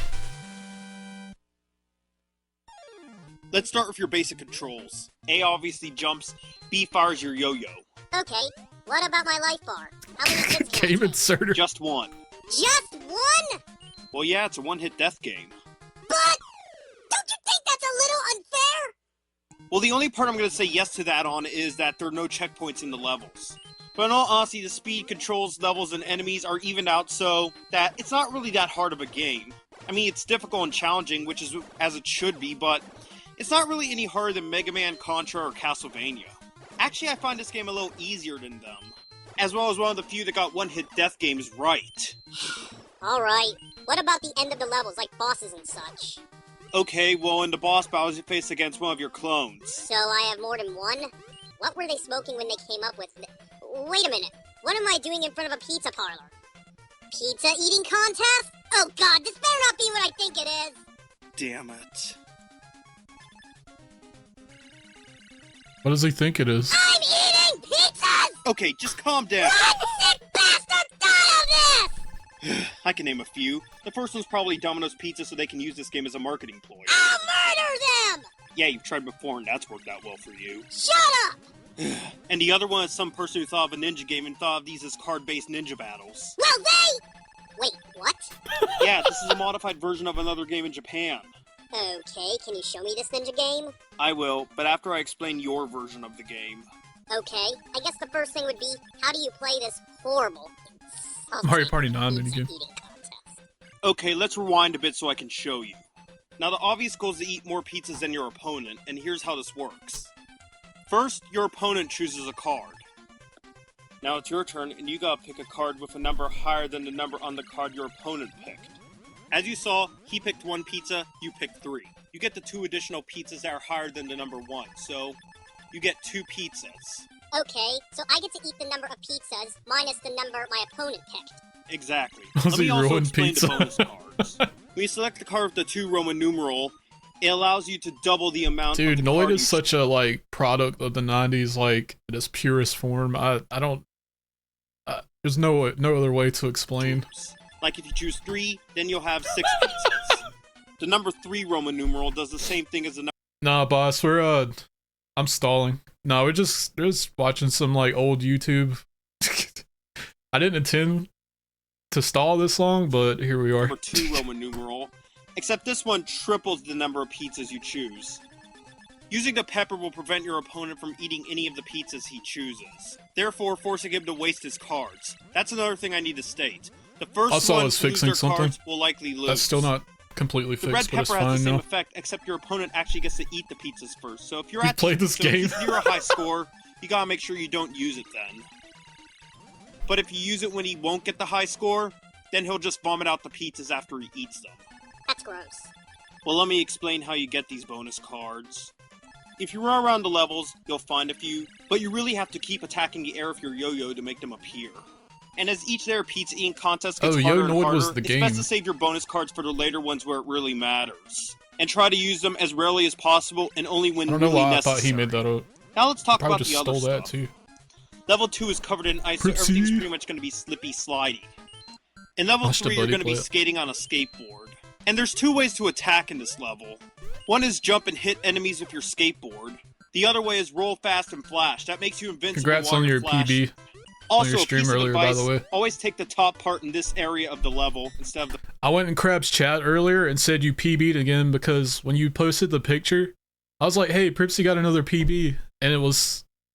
They thought it was separate from earlier, from your 1835, I think. They were like, no, wait! I was like, no, wait, this is from earlier. There's a video already. The bottom part. Now here's something interesting in level 4. You get to have a moment using your good old trusty pizza crusher. Kick ass. That's what, There's many Crab other said. levels in the game, but none of them I really have to Just explain like, no, this any is from further. earlier. Except for this one where you have to keep pushing the A button to use your propeller pack. Now let's talk It's about gonna the spells happen and anyway. spell It's probably be like tomorrow. Spells and spell scrolls? Okay, this raises my interest. What are they, Spax? This is your scroll bar. You fill it by collecting these small scrolls, which fills up 1 block, or these big scrolls, which fills up 5 blocks. You can also hit the big scrolls open with your yo-yo to reveal the following. The Crusher spell will destroy all enemies on the ground, but not in the air. It takes up 5 blocks of your scroll bar. The Flash spell kills all enemies on the screen, but it takes up 10 blocks, which is half the entire scroll 100%. bar. The yo-yo spell makes your yo-yo faster and go farther, and it kills all enemies who touch the yo-yo. It only takes up 2 blocks of your scroll bar. The Hypernoid spell will turn you all black and make you faster and jump higher and farther, and it takes up 5 blocks of your scroll bar. The Hypernoid spell actually becomes very handy in the carousel stage when you have to jump over horses over a bottomless pit. To activate the spells, you push down and B on your controller. There are 2 other things you can uncover by attacking the big scrolls. One is a 1-up, which gives you an extra life. There's also Capcom's infamous Yashichi, which makes you invincible for a short amount of time. I have to say, Spax, I had my doubts, but from what you've shown me, this game's not bad. Anything else you have to address? Just one more thing, pretty much. There's a whack-a-mole game you can play if you jump in just the right area. I've only found a couple of these in the game, but if you beat them, it'll allow you to instantly beat the level. In one area, if you manage to beat it, it allows you to skip a pizza eating contest. Where's that? In the abandoned building, but it's a lot harder than the first one in the ice stage. I think there's 1 or 2 more whack-a-mole stages in the game, but I don't really know where they are. Greetings. Okay, you've pretty much covered the whole game. Now what about the original Ninja game this game was adapted from? Okay, Hello. I did promise you. Simon recommended. That's actually shocking to me. There you go. Masked I'm in the Ninja recommended. Hanamaru. Hello. Quickly, let me show you some of the We're different... watching YouTube videos, old YouTube videos, and at some point I'm gonna play the final boss in Banjo-Tooie. In this version, you play as a fat-ass ninja Welcome midget, to the and he stream. plays just like you, except for the fact that instead of a yo-yo, he attacks with a bird. For the most part, the level design's completely the same, but most of the places take place in a different Oh yeah, setting. yeah, the raid. The most interesting difference, I feel, is the change from the haunted house to the abandoned building in Yo-Noid. Another thing to note is the music in most of the levels is the same in both games, but there are some areas where it's different as well. Yeah. Yeah, also, I run Mario sometimes. It's been a while, but get back to it at some point. Like Fortnite sometimes. That's all nice and stuff, but I want to know about the card-based battles. Okay. Here we go. Why don't you talk about the that differences Gina? you like better? Well, I can say I like the music a lot better. Also, you're using actual weapons in this. You're not eating pizzas. Why couldn't they have done this with me? Why couldn't they have me use my pizza crusher with my spells and stuff like that? Yeah, I'll give you that. The last thing I need to mention for this review is that you fight against many different characters, not just The clones thing. of the same one. Now that really pisses me off. I have to eat pizzas and fight against clones of myself, while this chubby ninja kid fights against different characters and uses weapons. What a joke! Okay, I guess I'll give you that too. Well, I feel for a great game with a lot of good gameplay good challenge, and the only real flaw being What is no the ladder in checkpoints. his room? I feel this game This dude should had an deserve insane a 9 room. out of 10. Not so fast, Specs. Huh? While I can agree it's a pretty good game and a good challenge, Sprite. I can't let go the errors like me eating pizza and the stupid plot of Clones of Me, especially when compared to Hanamaru. I have to give the game a 7 out of 10. Oh, come on, Noid. It was a game for the 8-bit Oh, yeah, era. bunk bit. I feel Yeah, it a does lot like of a them bunk had bit mistakes ladder. like that at that time. Can't we just go with the 9 out of 10? I say, give it it. Look, I know it's one of your favorites, but the game is based on me, and I have to judge it based on that as well. 7 out of 10. 9! 7! 9! 7! 9! 7! 9! Will you two shut the hell up? Look, both of you make valid points on the game. So to even things out, I'll give Yonoid a simple 8 out of 10. I forgot you would do that, man.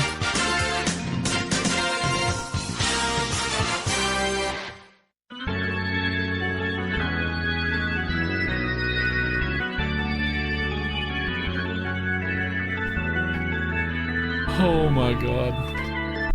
Okay, there's gotta be like a Sonic review.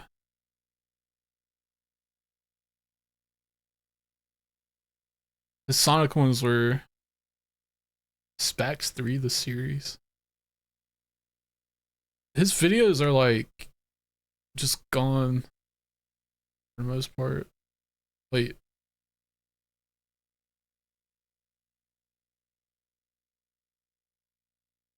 What is this?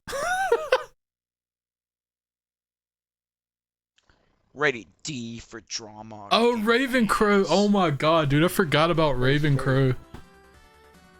I have. True Hood classic YouTuber. Because this is one of Spax's crappy reviews of Sonic Riders Zero Gravity. Why is he reviewing a review? Hold on, I gotta find one of his Sonic reviews. He has a website, I think. Encyclopedia Dramatica.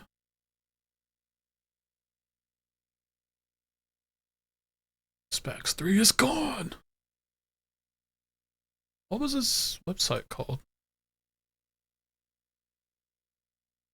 Wait a minute.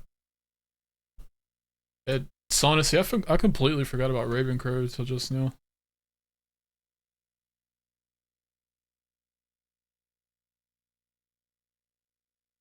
God, what was his website? It's like Cartoon Network something.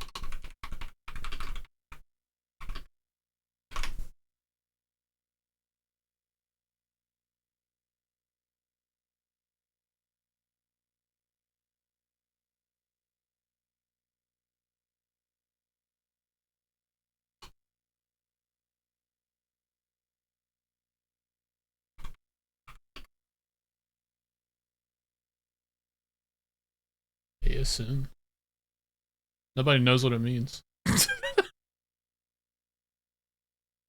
I guess the website's gone. He had a website like 5 years ago that still had all this stuff up, but I believe it is gone. This channel's still up? Oh, Ravencrow, yeah.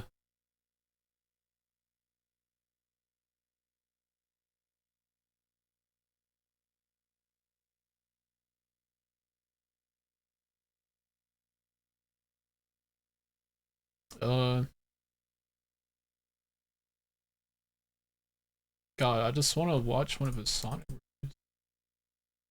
I don't remember what Sonic games he reviews. I'm pretty sure he did Sonic 06.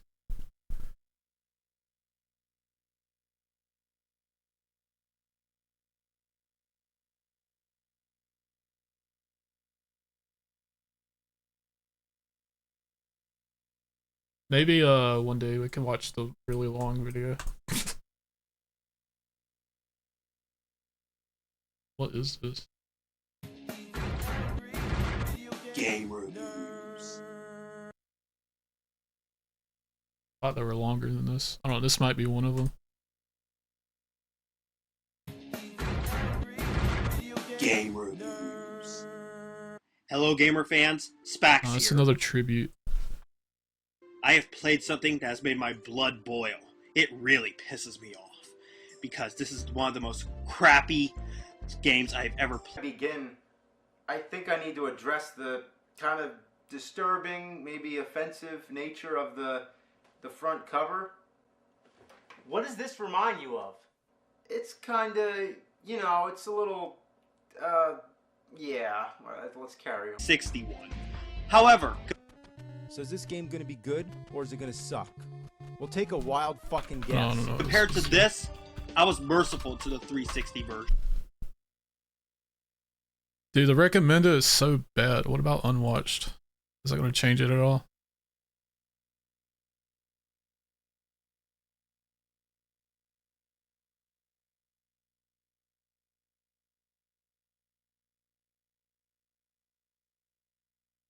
I'll have to do a deep dive someday and try to find the good stuff. 240p, how about? Yeah.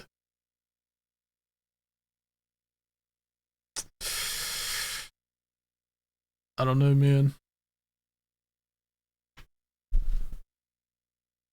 Yeah, dude, they really like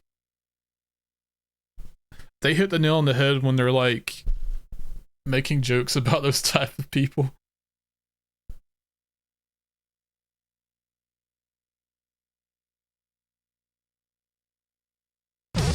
This is oh shoot.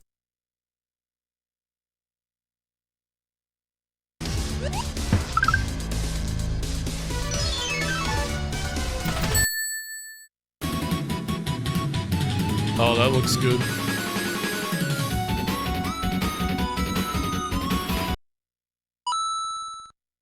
Wait, was that the website? The game tunes on? Okay.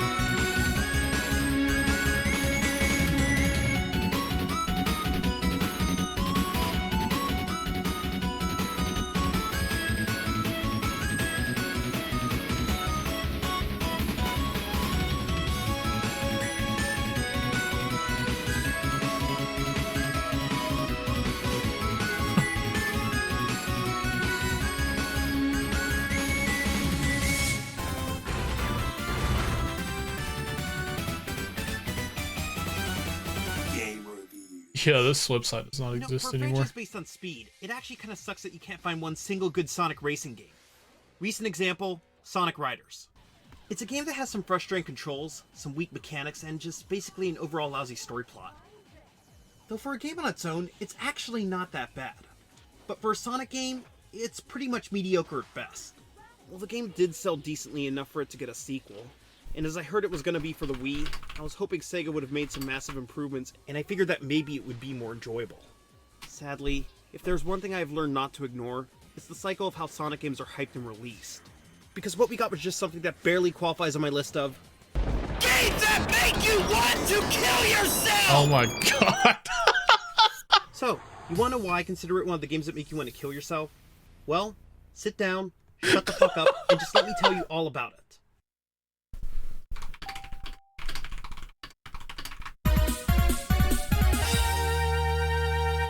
So the story begins with some bracelet-like meteor that crashes down and it causes all these robots to go crazy. And then the next morning, Tails just seems to instantly have That might have to be a sound with somehow. little explanation. So yeah, we're pretty much flawed from the start. So then some robots track down Team Sonic with the meteor, Sonic falls, he learns the meteor's powers, and does the only logical next move, race. And then we go to the Babylon Rogues and they find one too, and in the tradition of Sonic Team lacking any real creativity or storytelling skills, we get a cliche Indiana Jones boulder trap. The rest of what comes up is pretty much the same shit from other Sonic games. Sonic and the Rogues meet up, they race, they meet up with Eggman, they stupidly believe he's innocent, and where it pretty much reaches its worst is the ending. I mean, yeah, everything gets worse as usual, which, okay, whatever. But this here is my main complaint.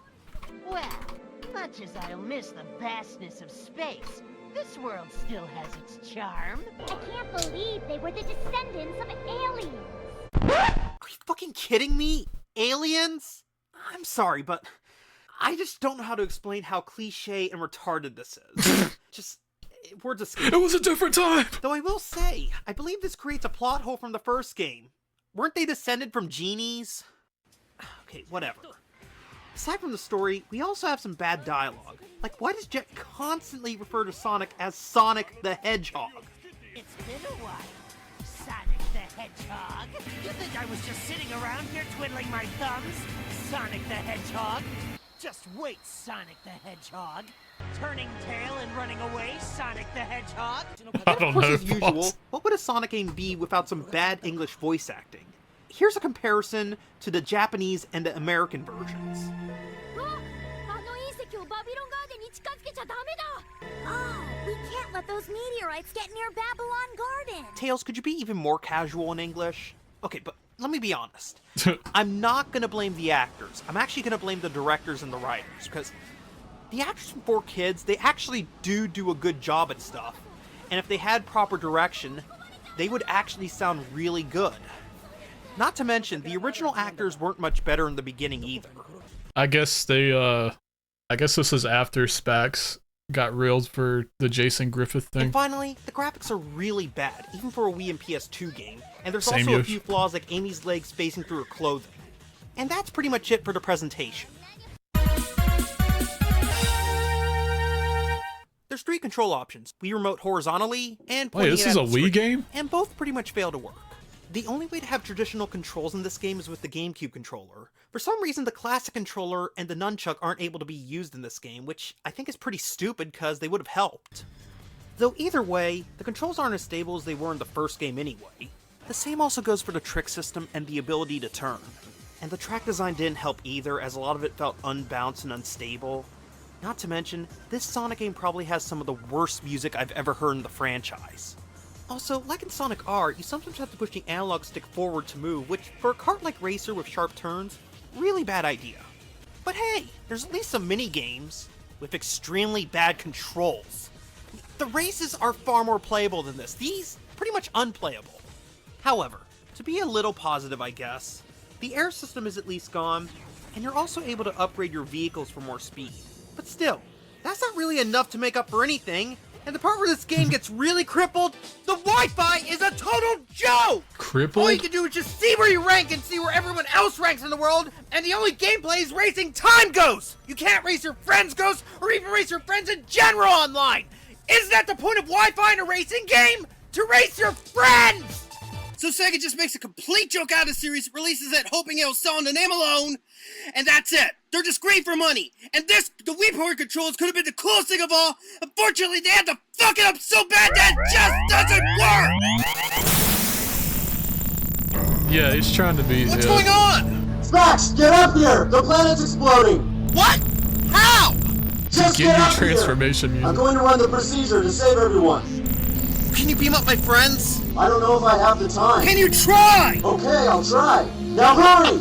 Okay, and just beam up everything in my room if you want to continue this stupid show! Spax even had friends. Come on, Noid! The We're Dragon getting Ball out of Z. here! Wow!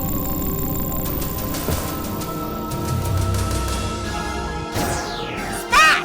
What the hell's going on? What the hell does it look like? The planet's exploding! The planet is what? Shouldn't we be flying up? I have some business I need to take care of first. The wheel, dude. Oh my god, it's that one dude.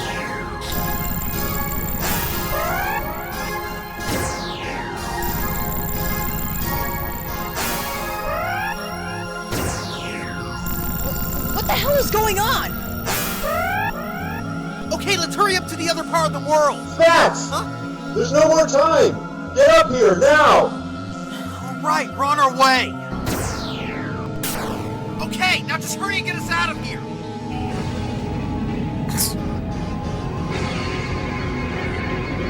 Yeah, the screams are really forced. Melee adventure mode.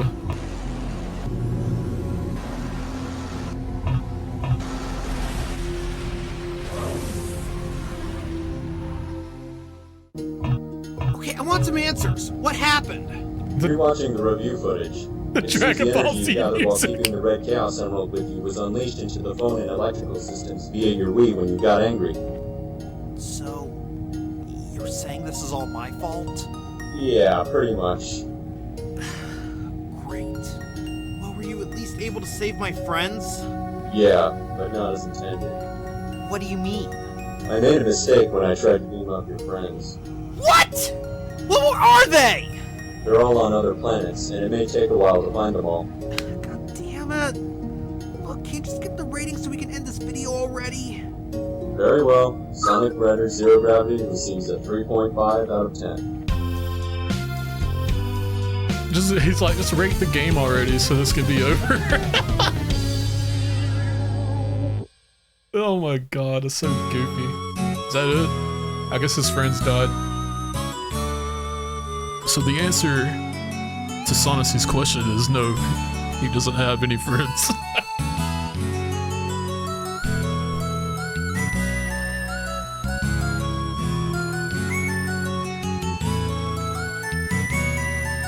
Quick time 7.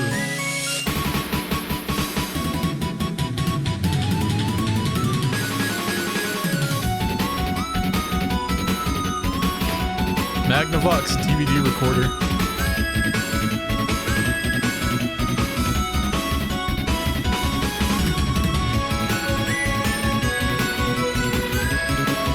Reverse progression.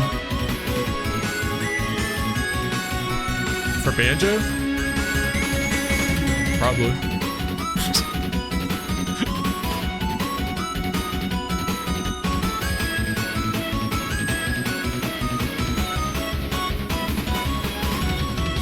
Oh my god.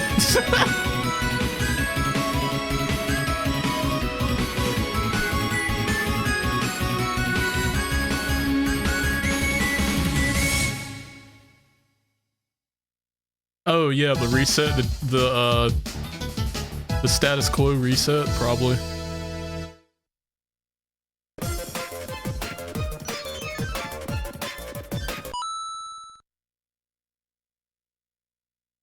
I guess his mom had a lot of money because he had a website. Hi, I'm Wizard100 and you're watching the Game Tune Zone.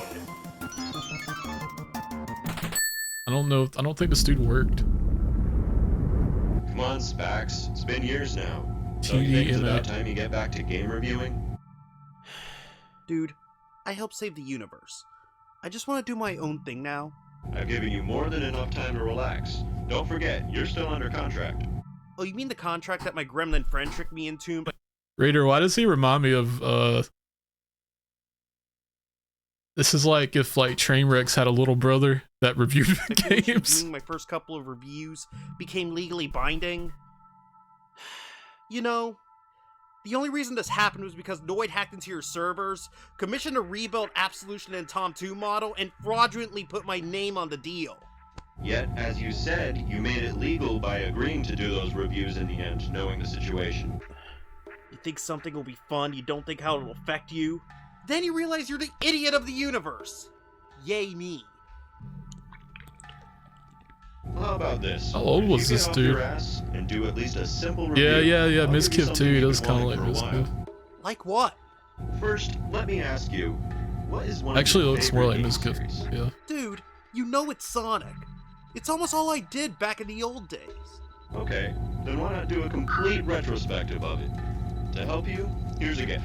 Whoa!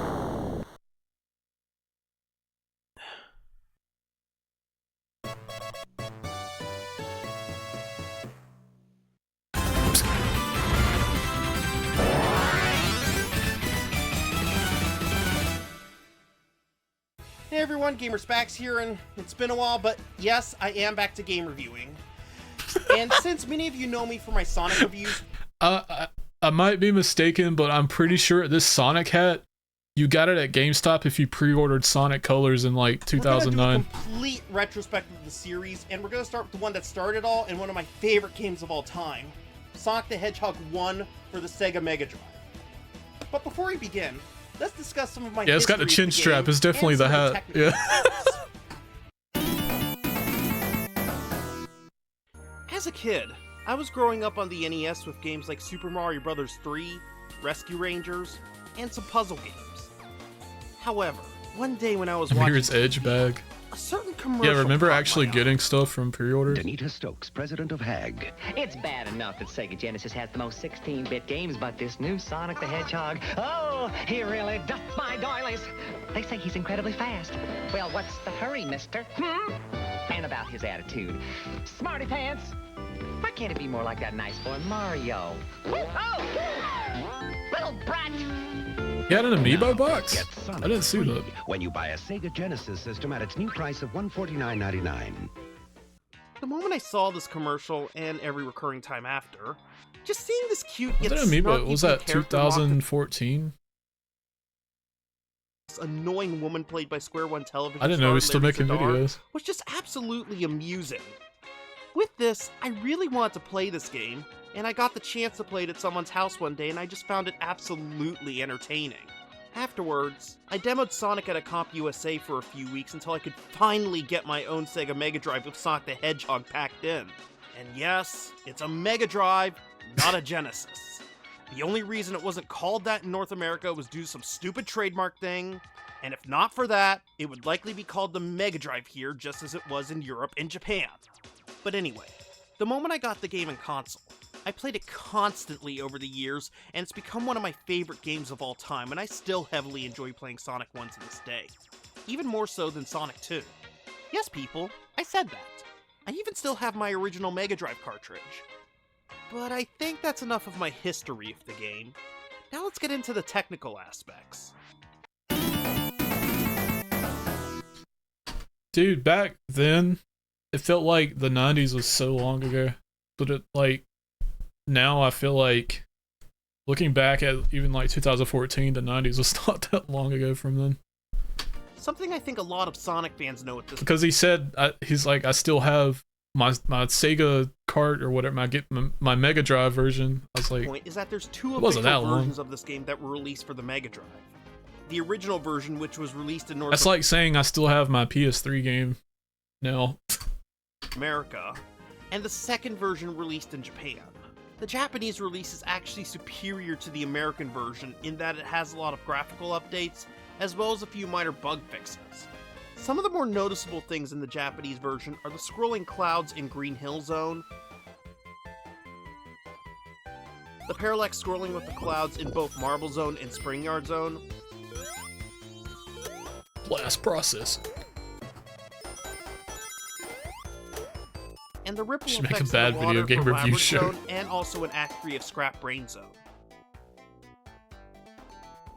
But there were also other small touches I have a as Tomb well, Raider such as the review. It's floating kinda blocks in cringe, Marble though. Zone, whereas in the American version, they were motionless. However, the Japanese version actually Still have my Sonic 2. It's $30. Dude, I remember back in like 2011 when I was first getting like money in my pocket to like buy stuff. You could get Sonic 3 in the box with the manual for like $6 on like Amazon. It's fixed a crazy. few problems, as I mentioned, and here's one of them. There's this one glitch I noticed in the American version in Marble Zone Act 1, where when you backtrack to the crushing cylinders at times, the screen scroll... Oh, no, I did. I remember that. You quoted one of the lines I said in that review. I can't remember which one it was. Yeah, I think I have like 2 of them, Crab.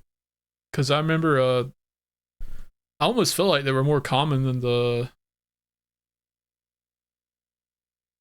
regular scrolls up to version. the point that if Sonic goes off screen, he loses a life. Like I would always see I haven't it. experienced It's probably, this it's probably in any not of more the common, but Japanese I would always version, see it. despite how hard I back tried then. to recreate it in those.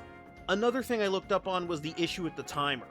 There's a 10-minute time limit for each act of any of the main Retro Sonic games on the Mega Drive, and when you pass a checkpost, if you die at any time, you'll return to the checkpost with whatever time has passed when you originally reached whichever checkpost you passed previously. Now, Yeah, if the you run game looks past pretty 10-minute nifty. That time was limit the in any one. of these Sonic games, then when you return to the checkpost, the timer will also reset as well.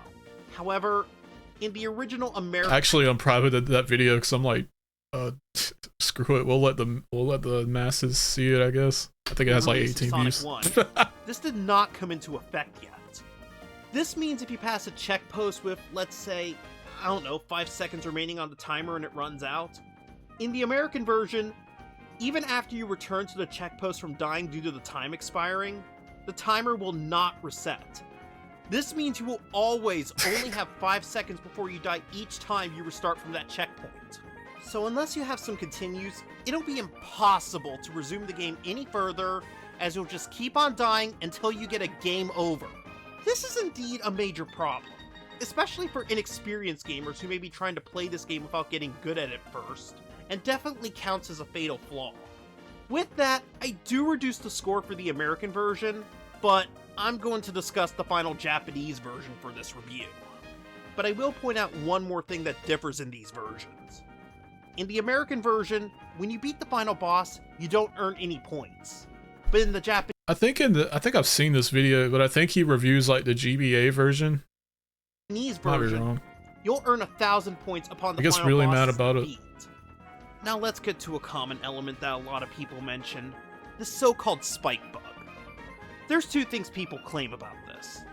The first is that it's a glitch, and the second is that if you land on the spikes a second time before you have the 3-second flashing invincibility frame you gain after taking a hit, you'll take extra damage and possibly die.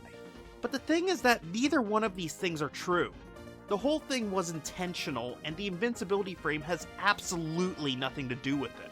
And I can prove it. The Japanese version of the game fixed a good chunk of bugs and flaws, but in both American and Japanese versions, the spike behavior remains the same. If this really was a glitch, I think it would be fixed in the Japanese release. But we also have It's the like invincibility reviewing frame claim. Mario 64. If you touch the something, spikes or even like Super during Mario that flashing Brothers. invulnerability, you'll still take damage from the spikes. I know, as I've tested it Nintendo in was more ways created than in one. 1980, Another key to this where they is that originally the spike deaths created have their a card own unique game. death sound effects to signify that these things They are did the nothing deadliest for thing in the 100 game, years. and you've basically skewered the fastest Then thing alive. Miyamoto was born. But that part is more theory than anything else at this time. But on this mistaken claim that you didn't get to have your flashing invincibility in time, I would think the lava would also have to have the same effect, which it doesn't.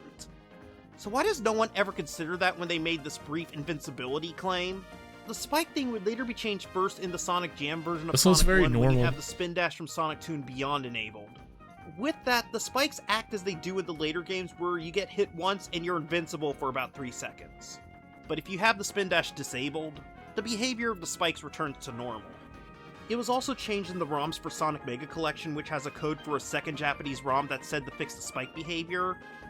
But I've played both versions on my copy of Mega Collection, and both Japanese ROMs changed the spike behavior to that of Sonic 2. So I don't know if some or all copies of Mega Collection made some mistakes and only used the one Japanese ROM. Kind of want to see. This looks like an older one. The Sonic Unleashed.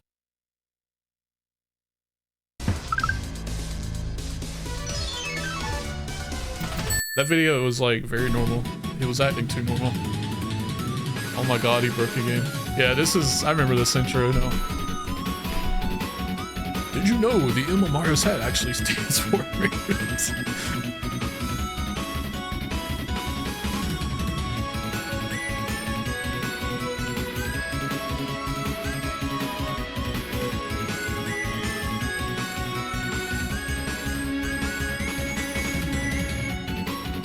He's always drinking like soda or something. He had the same sprite from one video to another on his counter too. He probably it was probably just unopened. I assumed it was an open empty can at first. Yeah. This is after his other video too. I need Spax off his mids.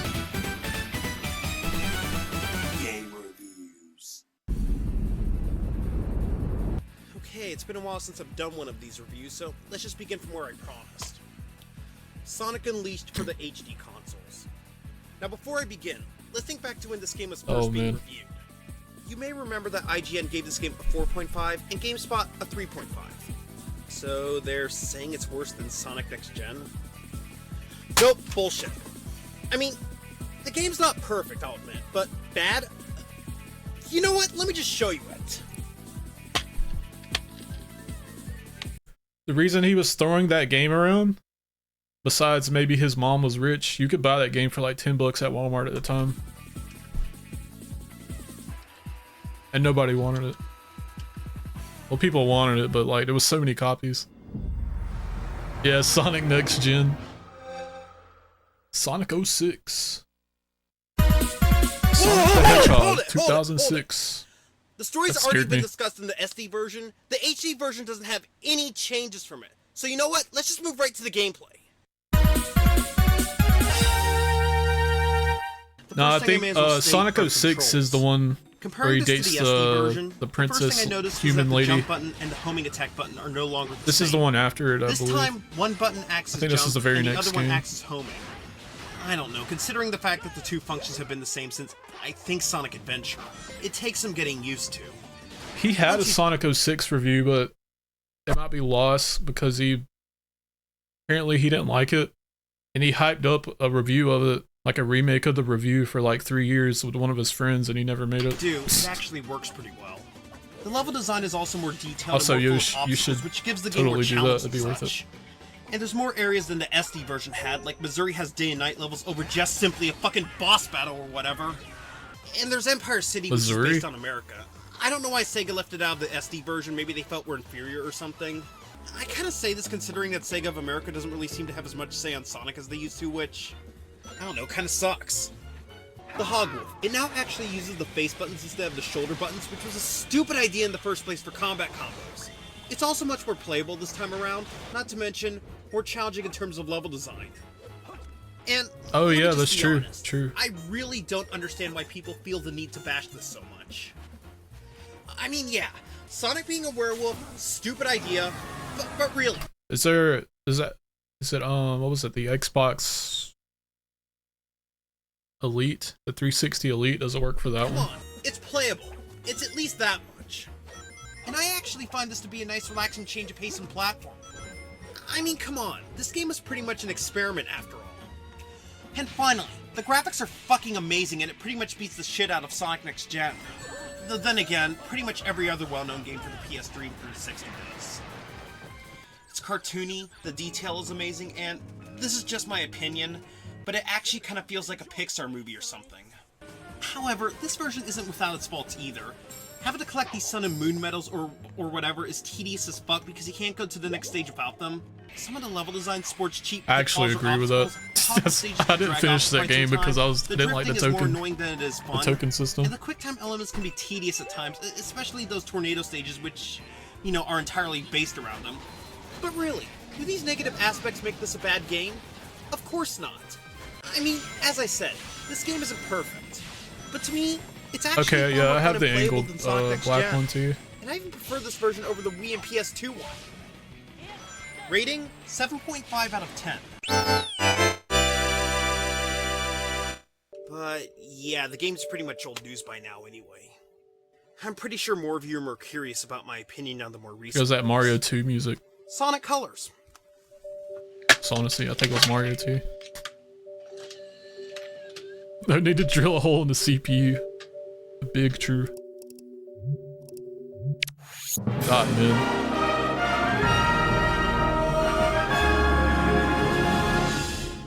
It's Mario 3.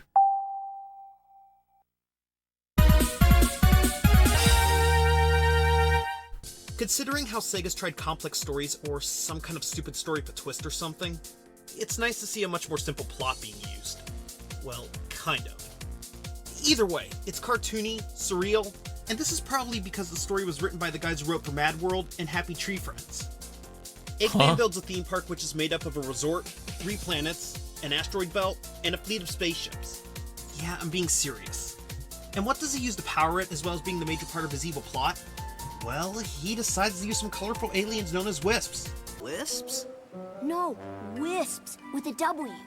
Cool. Yeah, I'll Wisp. just stick with aliens if that's okay with everybody. But the amazing part, though, is that the writers actually got it to work.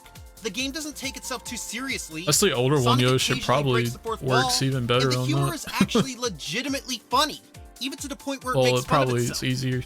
That's probably the Also, easiest one I to may as well bring exploit. this up now. While I was hoping for Jason to do more Sonic since, as I said in the Wii Unleashed review, he finally nailed Sonic, it turns out the entire 4Kids cast of voices has now been replaced, with the exception of Mike Pollock. However, Whoa, despite Mike that, Pollock. I actually feel Roger Craig Smith, the new voice of Sonic, actually fits the character better. He's cocky, he's funny, he's energetic, and I don't know, it's just an overall enjoyable performance. Great!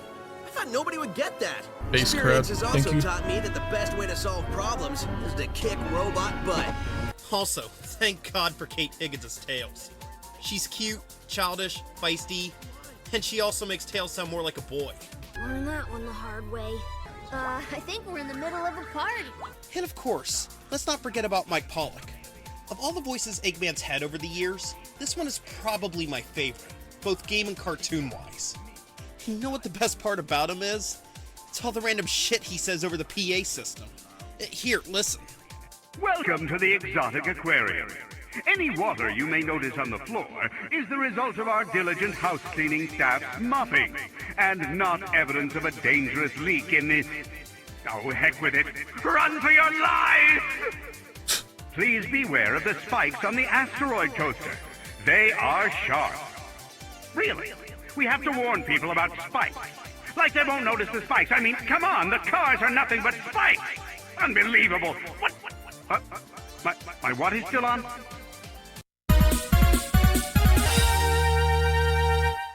This is basically how Sonic Welcome Unleashed to should have Eckstein been. Island. It's all about Sonic as a hedgehog, speed-based gameplay, good control, pretty good level design, better than Unleashed even, actual platforming.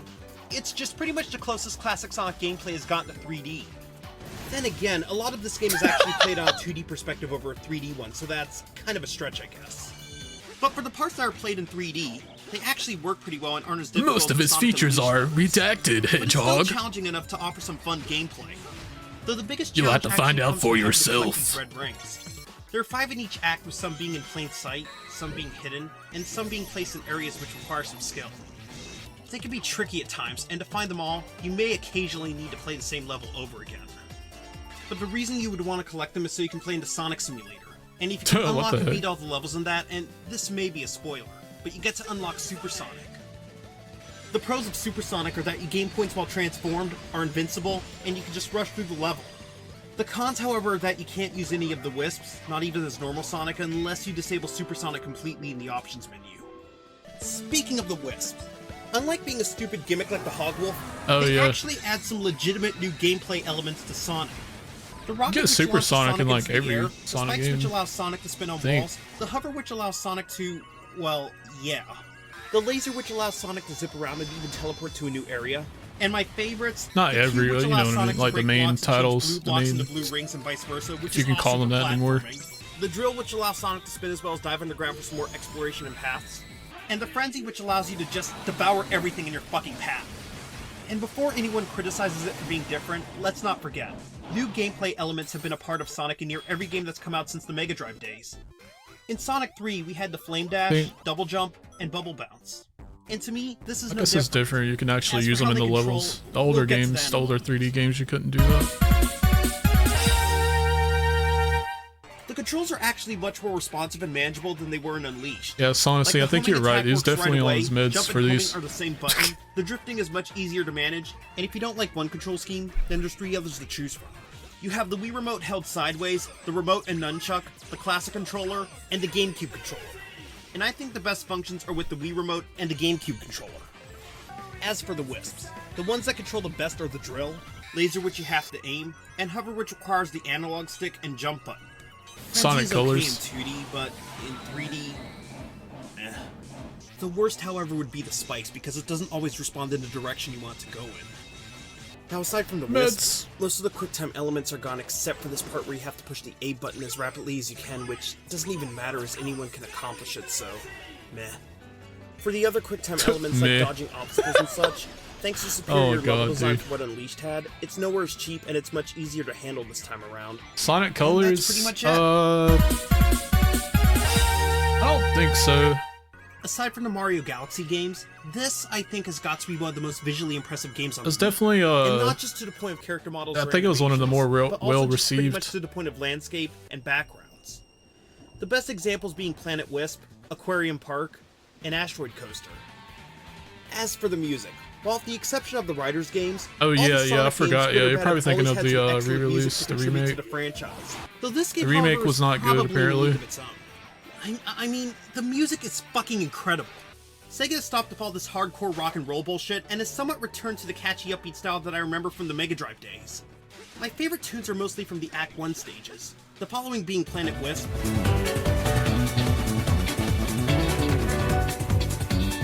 The remake just has, Starlight Carnival, I think, optimization issues, and it doesn't load things properly.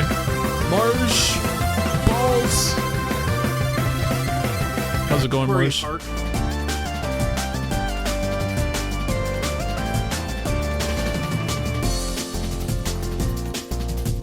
Sorry, we don't have balls. We'll have to get that added.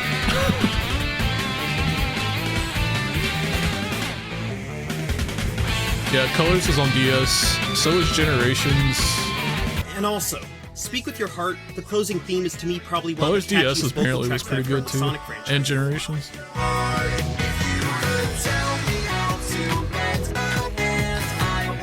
Oh god, dude. I hated music that sounded like this back then. Reminds me of, I don't know. The Owl City guy, I think.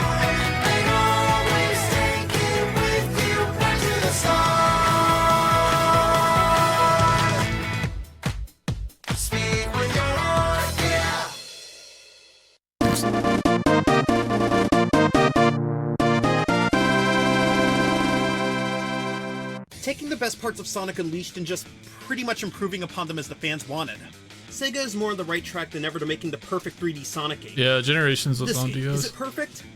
Not 100% to me. They were all 2D levels. Especially considering but how the game is way too generous. It actually had additional levels But is from it at least the the, best 3D Sonic game ever made? not additional, but it had different levels from the console You bet your version. fucking ass it is. We didn't bet. Dang. Excellent power-ups, decent level design, fast-paced action and platforming, outstanding music, brilliant writing, great voice acting and dialogue, at the same time finally, and as an added bonus, the return of some memorable badniks. Also not to mention a few clever in-jokes. Your voice chip is stuck on Cowboy again. Where is your new voice chip? Got it right here, sir. Finally. I don't think anything could have been more annoying than that cowboy chatter. Ship shape with me new voice chip I am. I think that's the wrong chip. You talking to me? Why haven't we fixed your voice chip yet? Read the attention panel.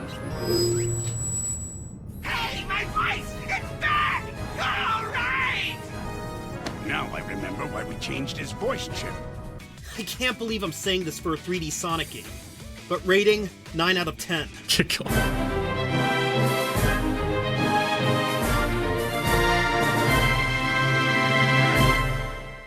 Every visitor to the park gets a free blue hedgehog. If you catch one, please feel free to take it home with you, or destroy it. Our choice.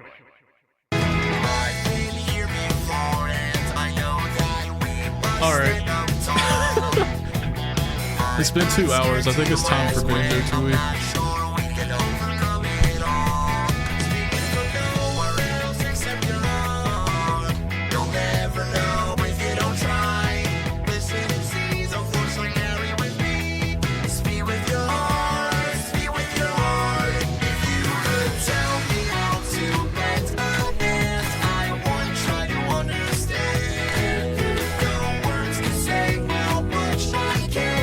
Together we can take a stand.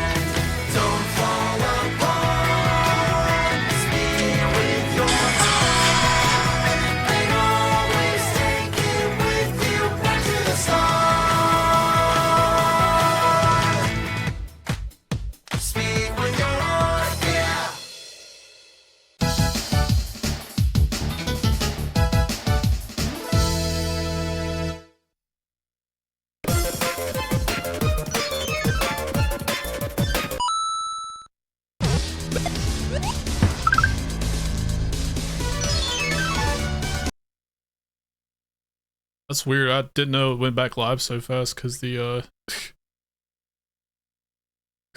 my internet thing is still like, you have no internet.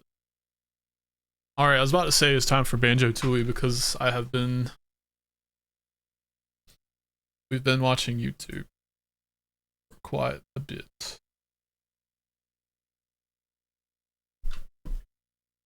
I've stalled long enough. Apparently. Dude, what?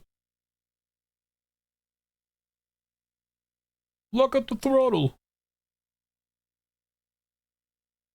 Batten the hatches.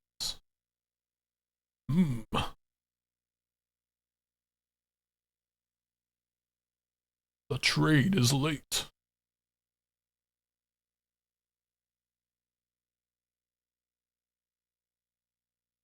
Oh. I can do it, Counter-Strike.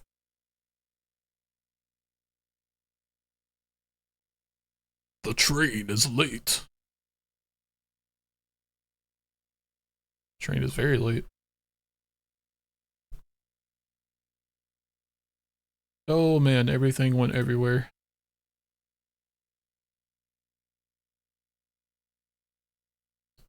Yeah, Yosh, I think you sent a message and then I think you fell asleep like immediately after. The game is late.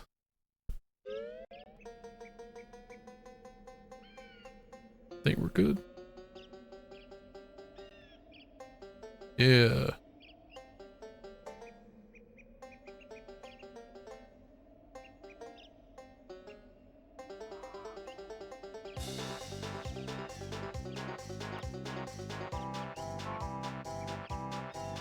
What the heck, man?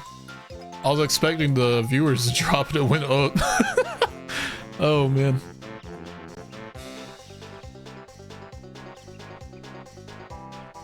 Oh, never mind. There it goes. I said 33 and it went down to 15. Not that I don't really care about that, but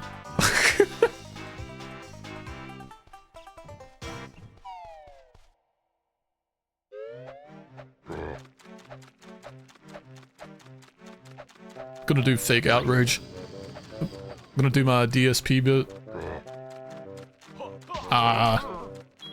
All those people left, not support. I need to work on my DSP, but I've been seeing so many clips of him on Twitter, man. It's not.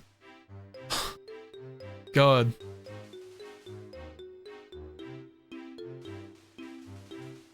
Yeah, it's kind of hard.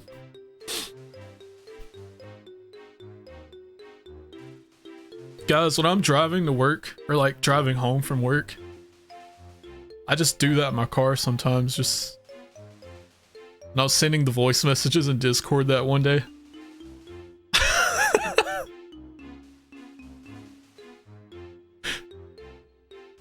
There's no reason for me to be doing that, it's just like, something I do sometimes.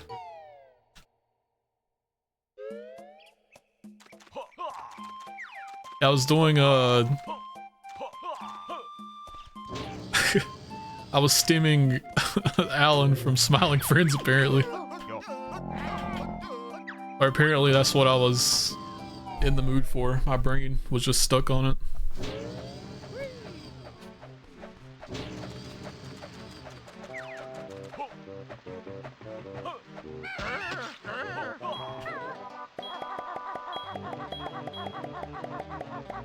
You guys are seeing the true extent of my autism, honestly. It's not a new thing either, it's just I've always done this.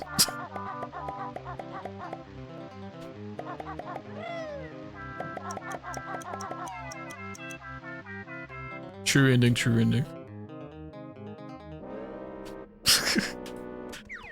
Dude, the video I made, I felt like, I was like, man, this isn't as good as I usually was doing it. I think it sounded okay though. It was good enough. I hadn't done it for a couple of days. Okay, I think I have enough eggs. I can get more in here, but I'm like, I don't want to have to worry about it. It was pretty nifty. Saving this game for a rainy day. But do an angry review next. I'm stalling again. My YouTube has returned to its original form where I'm just like posting whatever comes to my brain. Alright, you guys.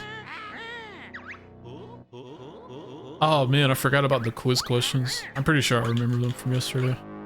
Once I see them, I'll be fine.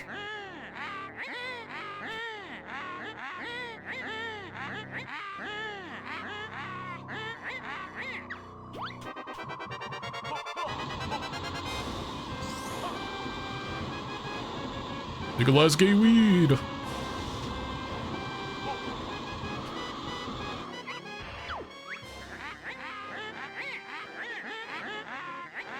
These Jeopardy questions, dude.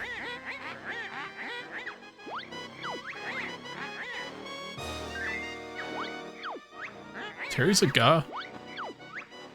I thought it was a girl dinosaur.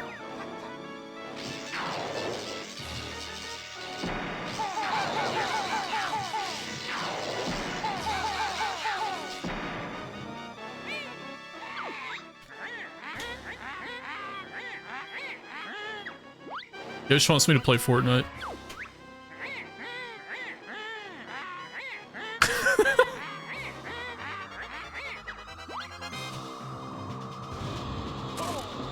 Nah, I want to play it.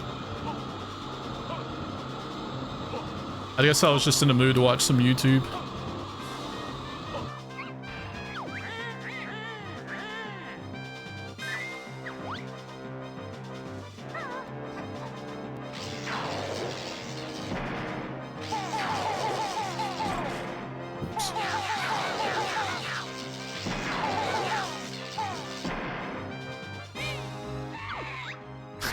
You're just trying to call me out, dude.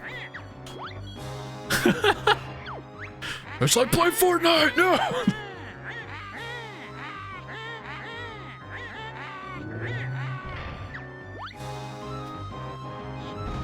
Oh my god.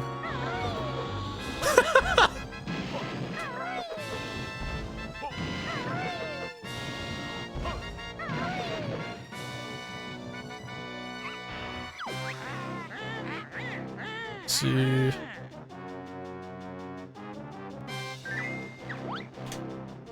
Okay, glad I still remember that.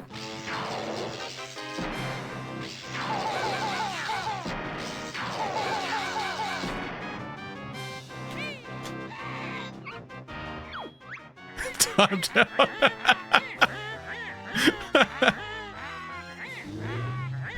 No, Pripsy's gonna post like a 17 tomorrow.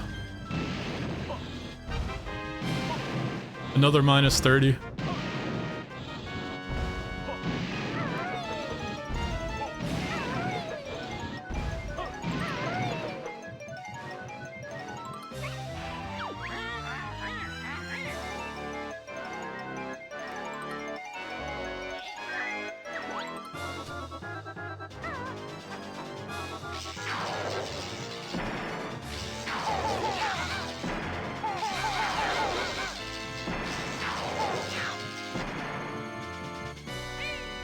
$17.38. Yeah.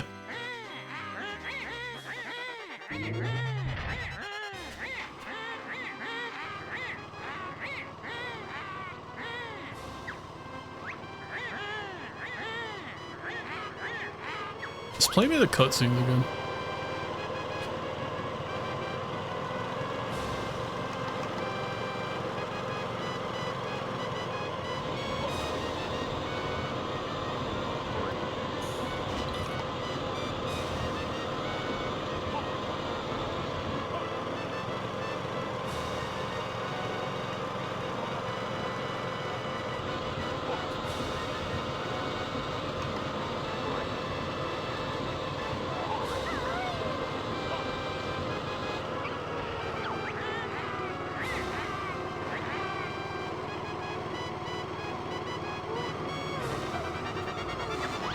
Oh, dude, nobody Does anybody know the answer to that one?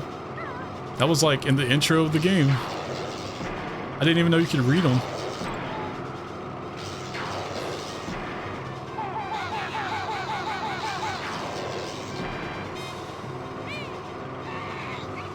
$18.35.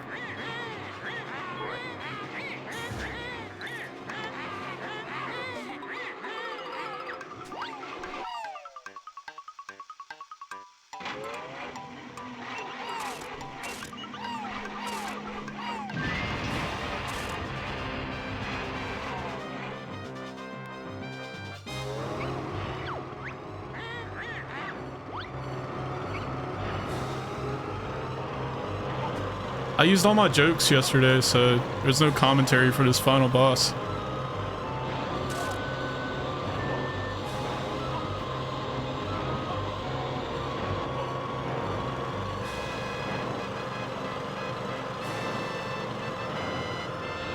Oh, shoot.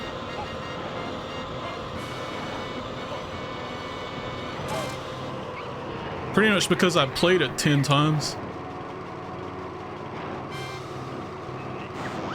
I don't remember that one.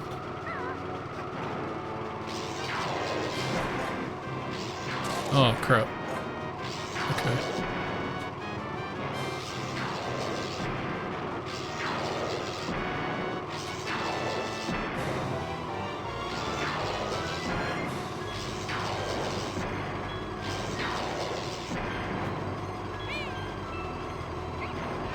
Dude, yeah, it was so many.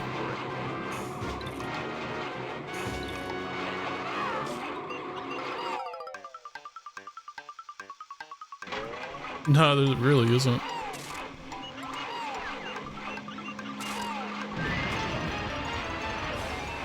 Maybe that's why I was losing yesterday.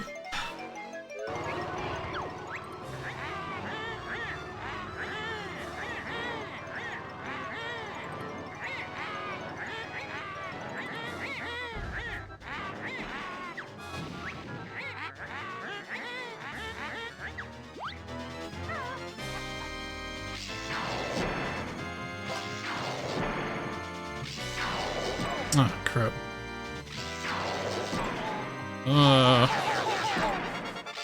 No, I'm throwing. I'm throwing.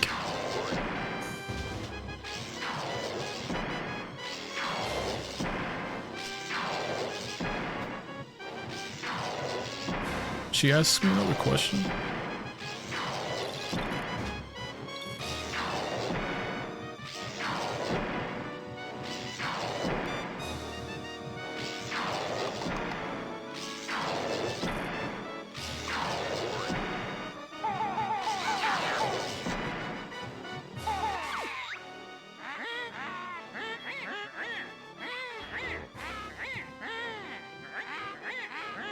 Fight to the death 15 times.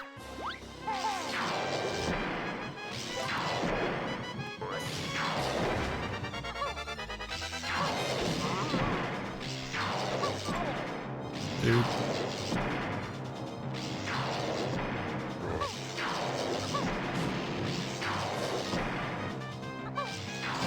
Get bro out of here.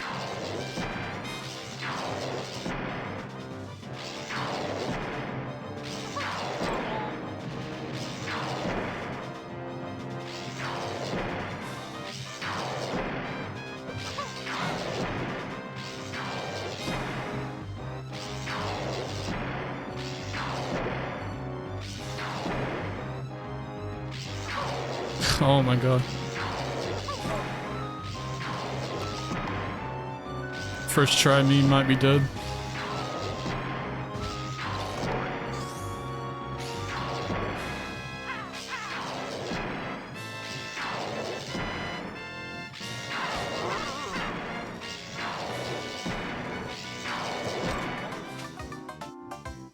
It's so hard to aim that, dude.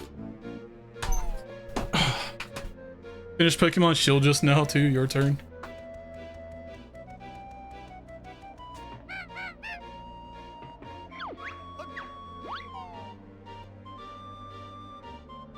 You heard it here first. Or 16th.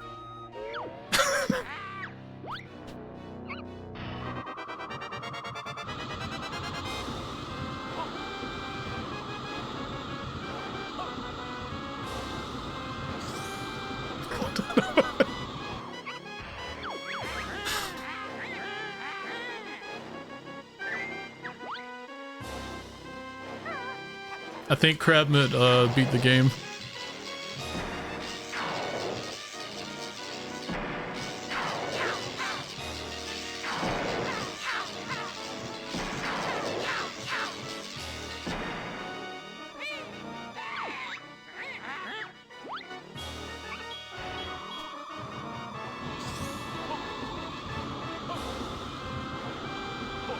If I could keep the health on the battlefield till like the end.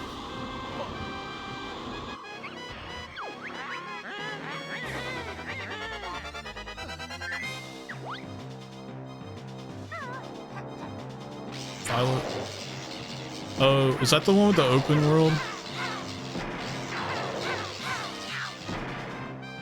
Not, it has like the open field area.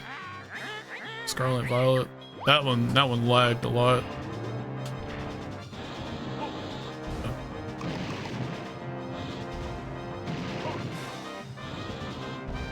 Just got hit by that.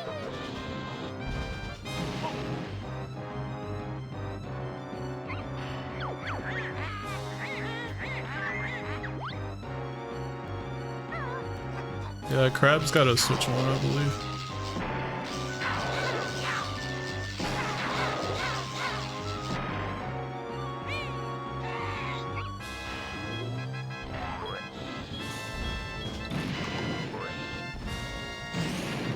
Oh, forgot not to run in a straight line.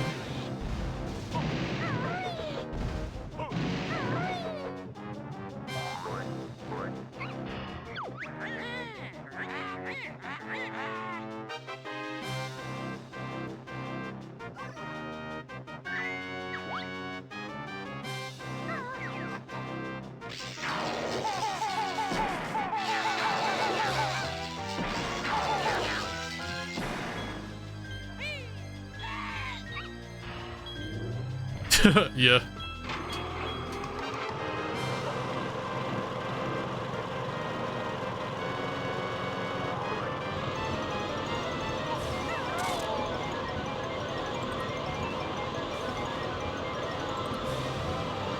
I know DK Bonanza is out, but like, I don't know, man. I'm just... It feels so similar to Odyssey.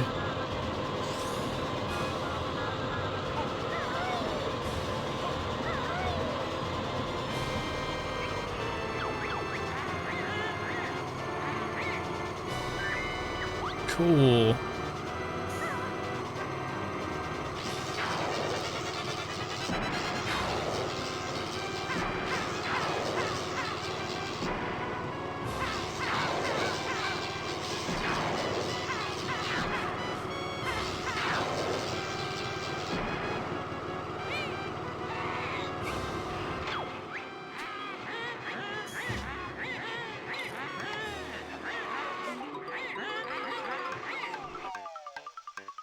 Mario Kart DK and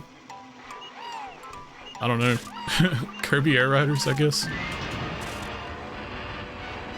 Yeah, same Crab.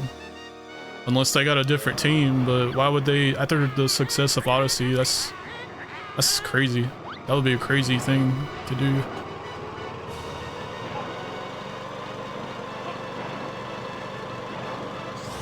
I don't know, it's Nintendo. Nintendo going to Nintendo.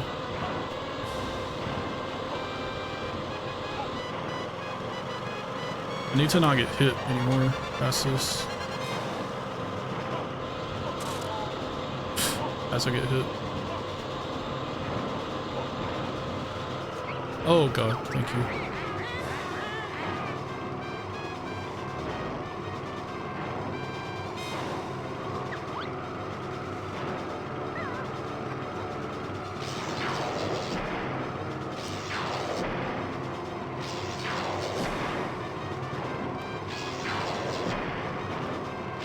She not hit me from under here? Yes, she can.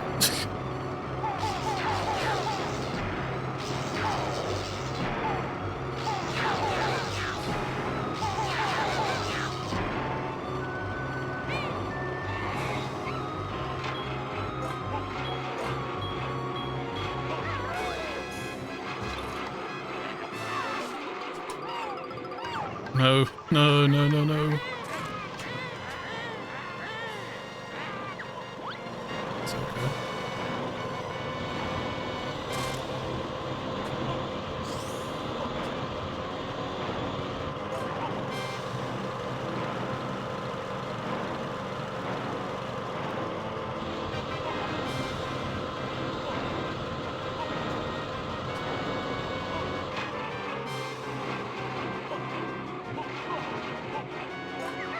No, dude. Oh my god. I wanted to poop out the egg, not do that.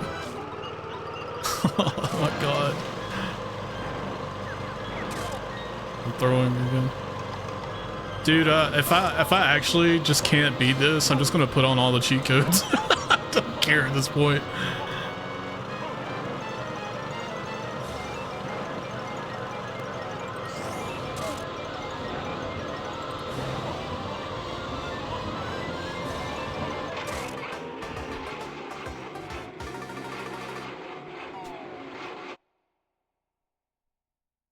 Double Dash, yeah, dude, they don't... Ever since Mario Kart DS, they don't like the snaking.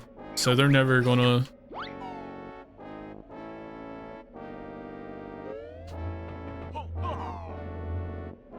I won't say they won't ever remake it, but it won't be the same.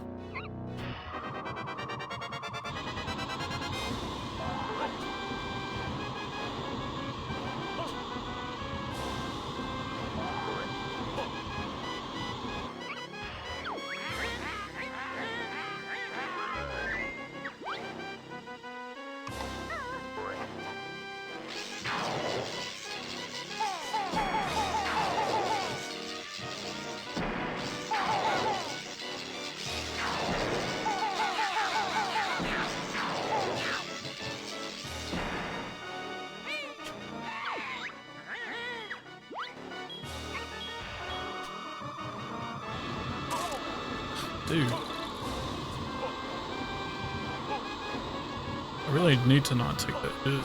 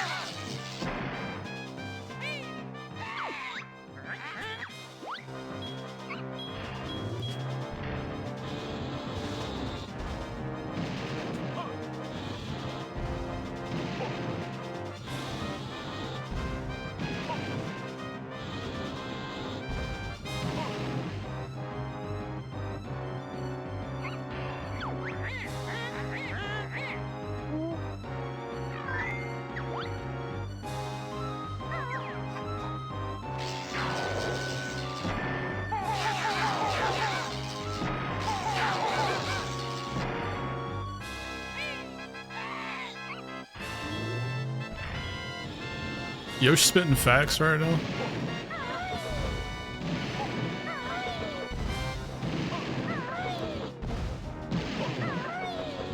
Yeah, ever since they took out the old drift, it's not been it for me.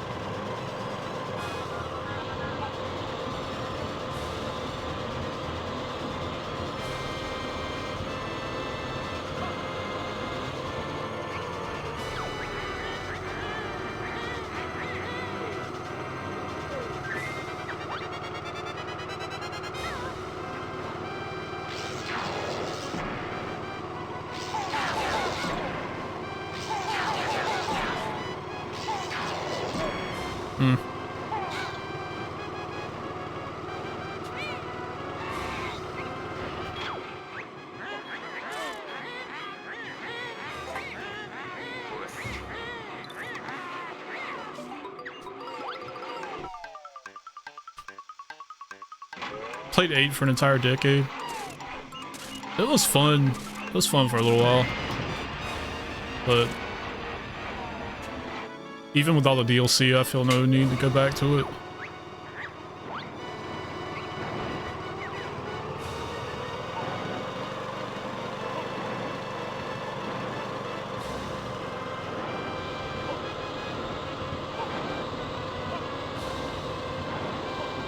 I know World has tech too, but I don't know.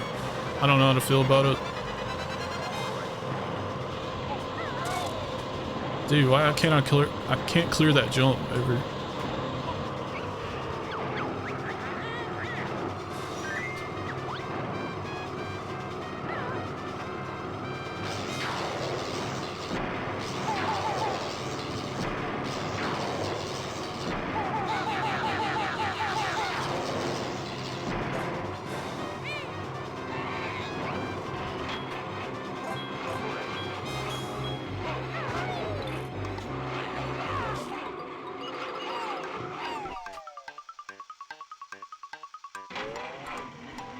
Exactly, that too.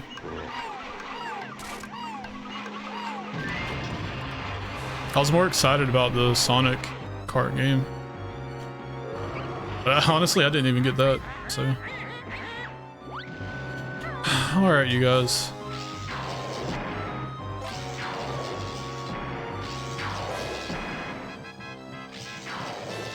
Can I do it?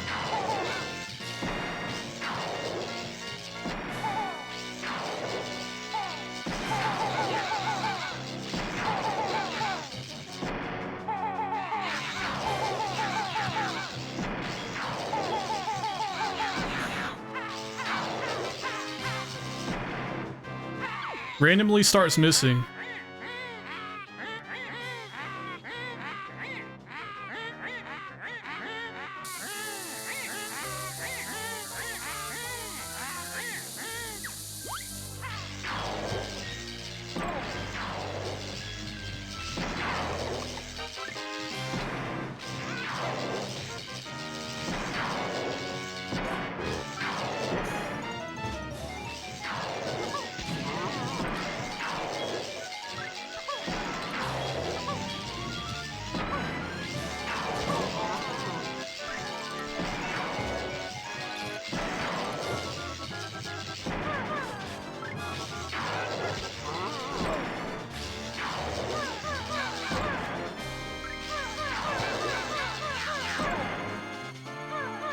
Never playing this boss again. Never again. Oh my god. Okay, finally, Jesus.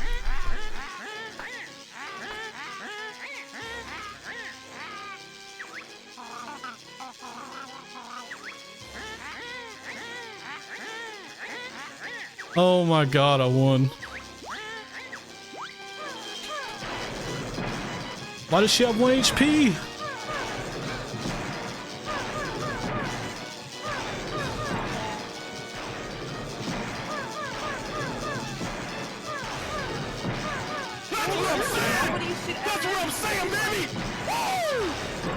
No! No! No! Why is there another phase?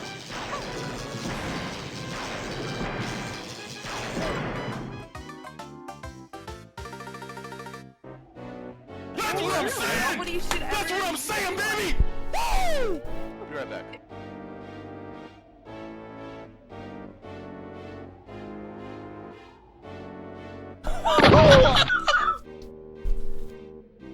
Crab, oh my god, we celebrated too early, but thank you.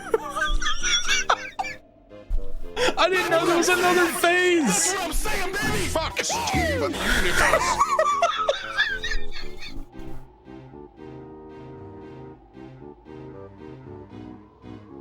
Oh my god, thank you, Crab, for the 5 gifted.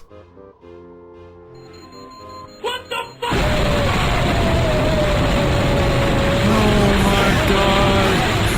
Say hi, YouTube. Be right back. Hi, YouTube. Oh my god. Guys, I promise I'm not throwing for content. Oh my god.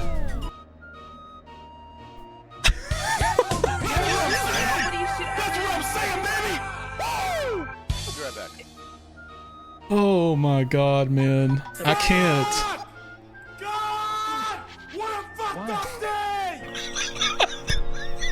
I lost the run to RNG, dude. What? Oh my god. Hahaha, wow, beautiful, wow.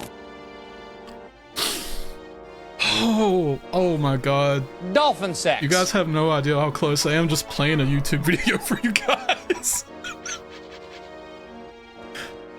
Oh my god, dude. Monica's gonna come in here in like an hour. Is like, what were you yelling at earlier? Oh man. This boss is dumber than Banjo-Kazooie's final boss, man. Why is there... Oh my god, dude.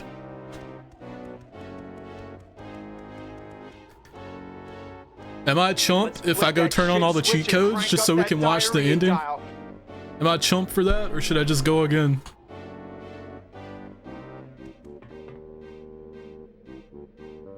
Chud. Yeah, Chud.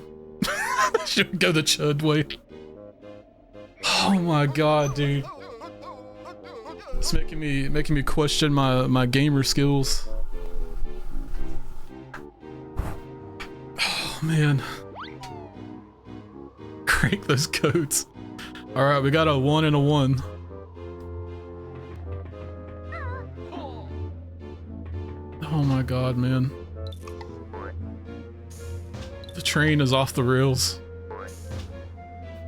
Just play Fortnite. Nah, I'm not much better at Fortnite. Oh, man.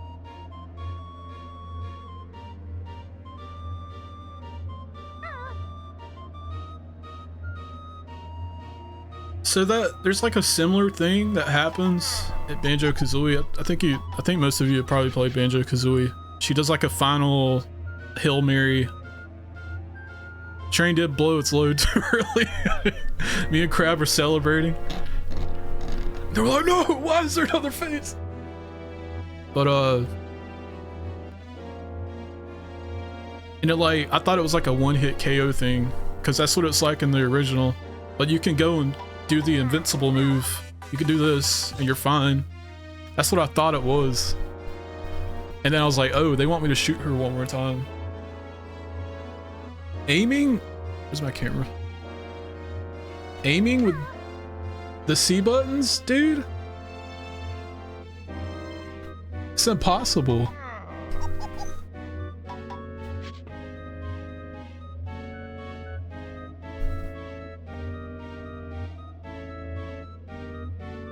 I'm having to like micro adjust. Hold on.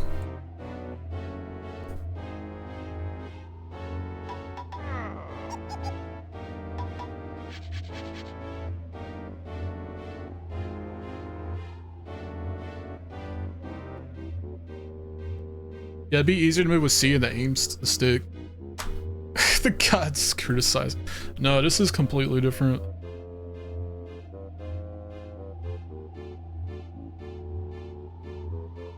Let's see.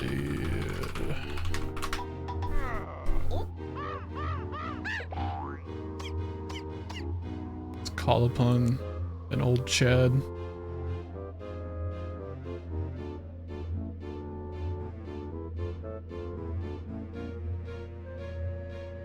That's not what I want.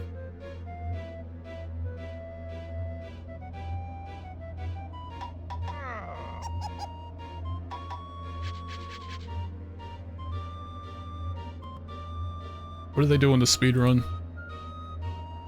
There's definitely a strat because you go in here with like 5 HP. God, a majority of the run for any percent is just a boss battle. Only missed like 1 GGM early. That's actually kind of good.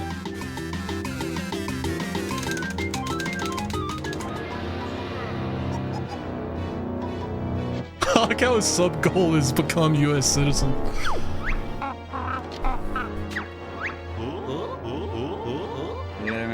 have a game.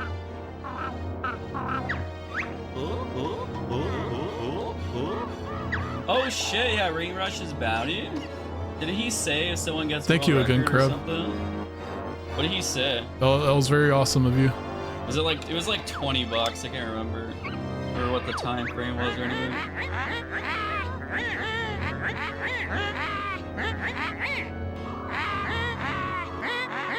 Oh, 60. Oh, fuck.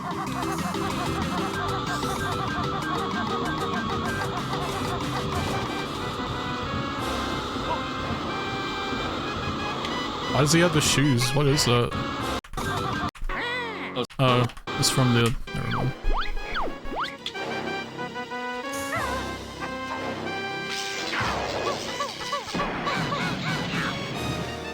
That was Scott, but it worked, I guess. Take it.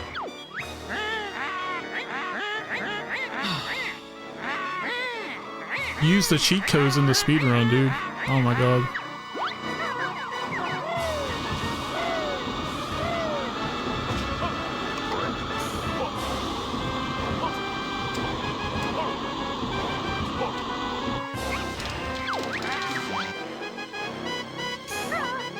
Doesn't even care about the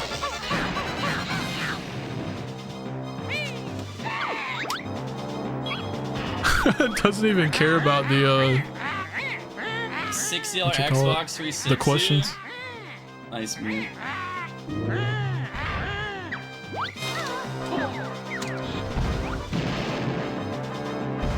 Dude, what?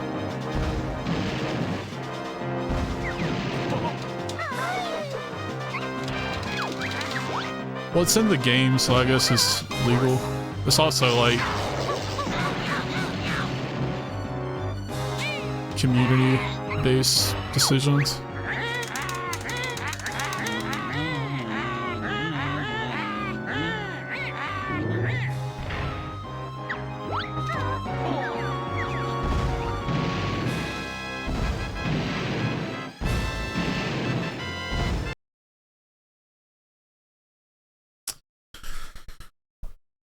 That's a fair point, Crab.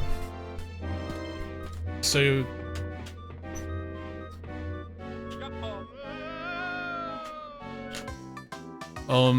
I think we should... I'm gonna go turn them on. I'm only gonna use the ones that I've unlocked. I think that's fair.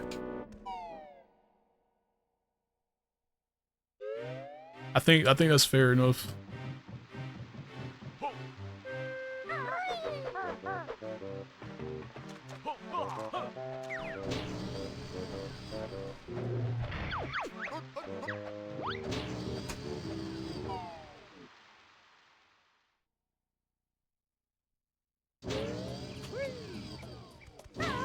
Cause the sadder make you guys watch me play this 20 more times.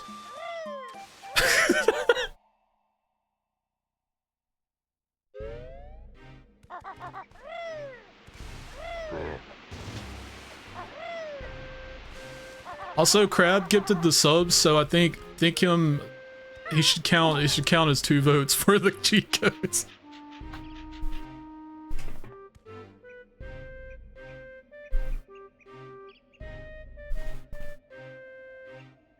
Come on, Kim. I'll let focus for a second.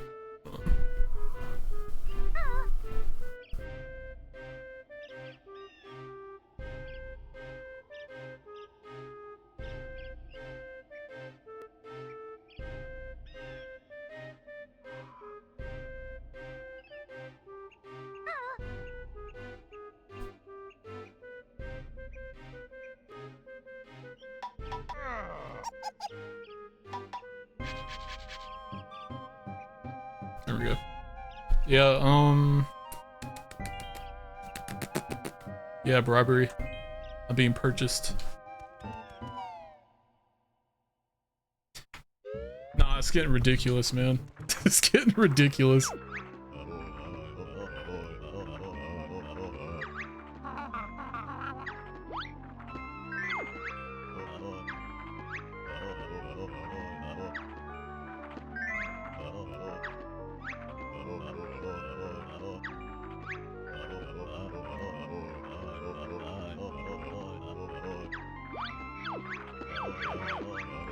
Feathers, eggs.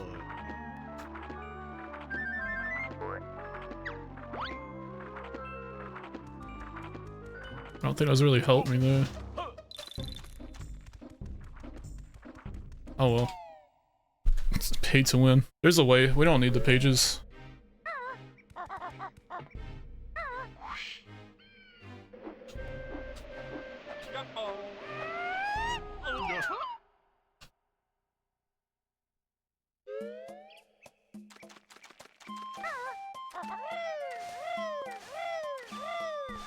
You know what? We've been playing the whole game with.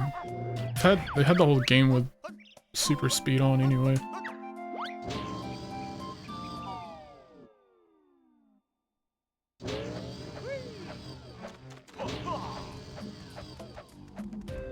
It's that one egg cheat. Because he was shooting the grenades super fast.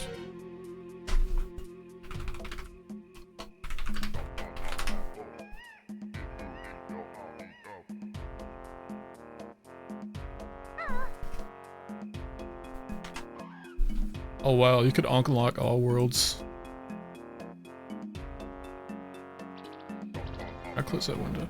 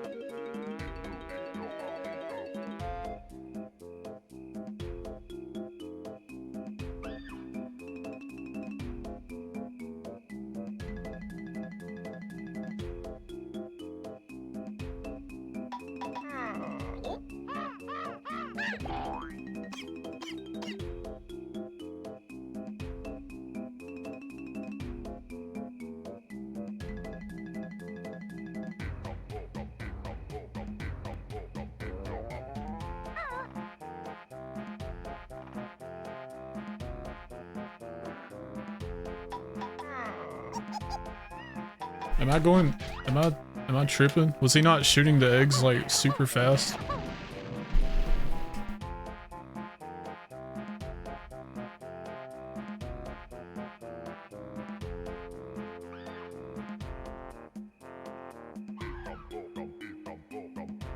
There's no code for that.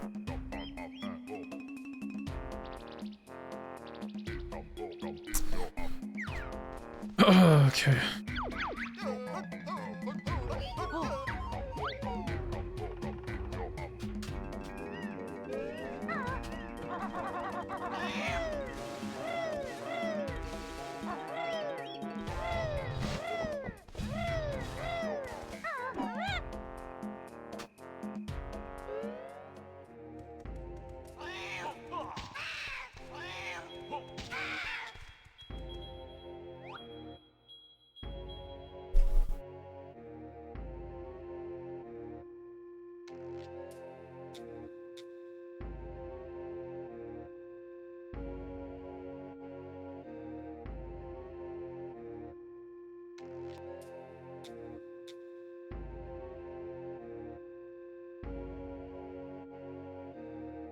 Oh, oh yeah.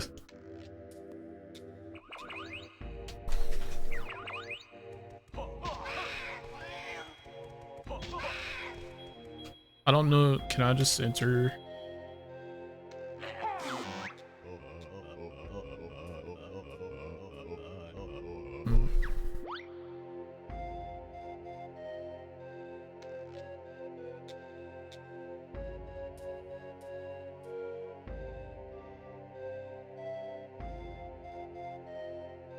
Oh, it's gotta spell Cheeto.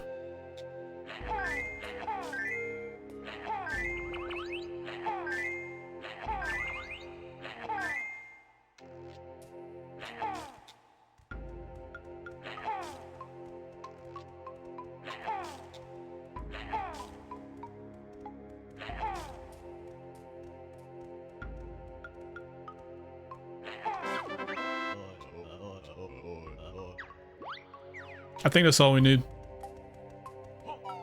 Pog a Ouija board. A racist Ouija board.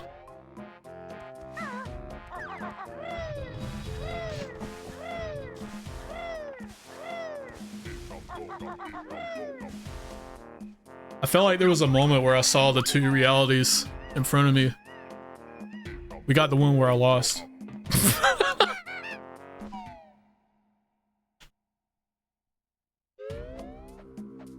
Okay.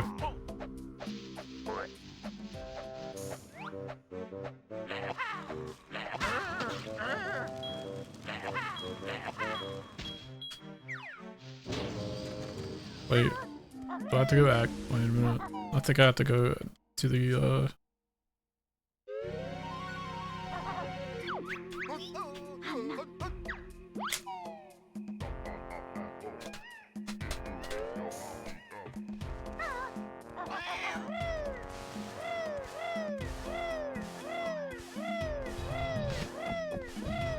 keep forgetting this part. I forgot it the first time too, I think. You have to go over here and actually activate it. Yep.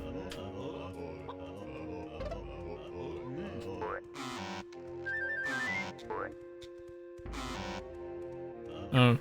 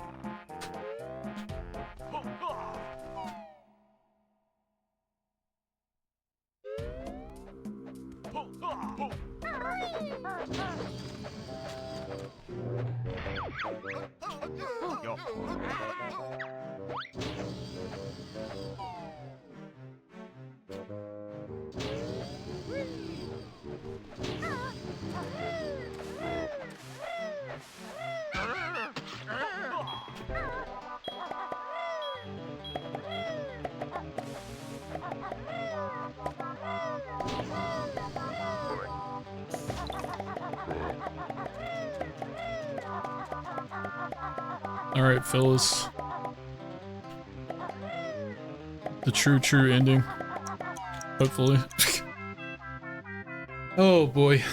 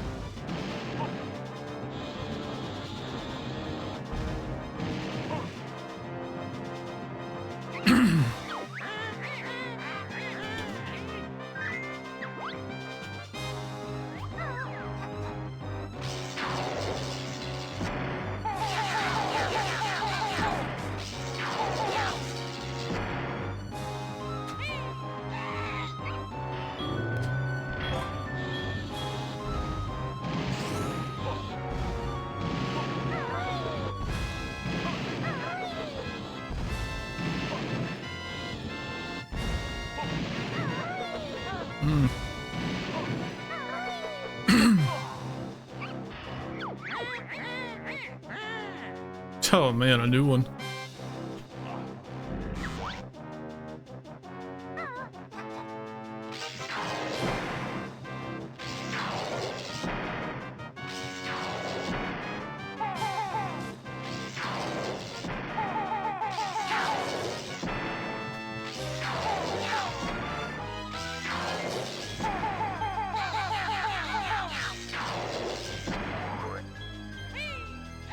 It's not locking on as much as I thought.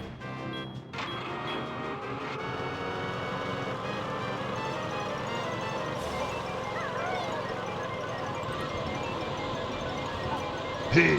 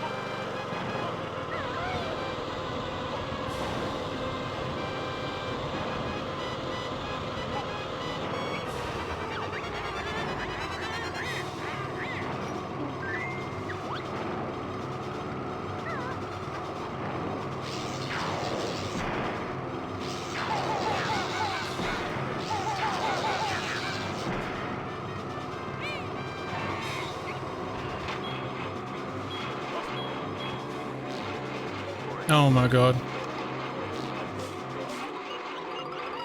Okay. Don't need to do this again.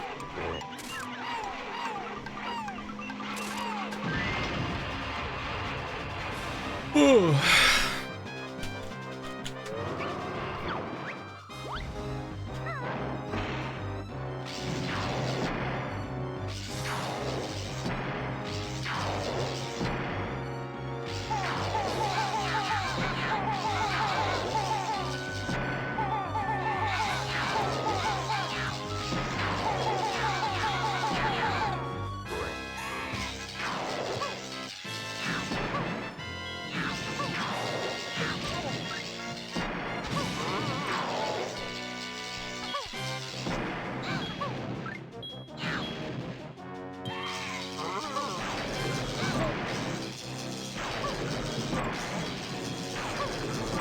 Why is she dying?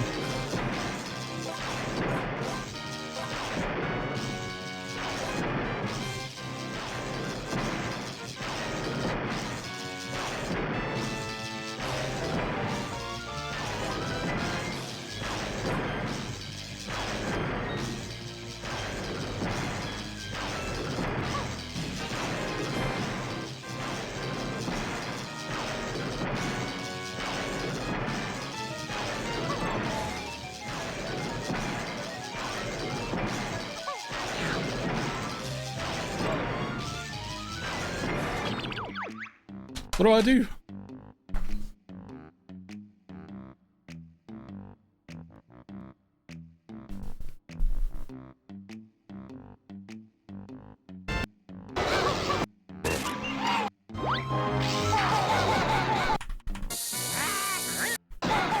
Oh my god, we can quit?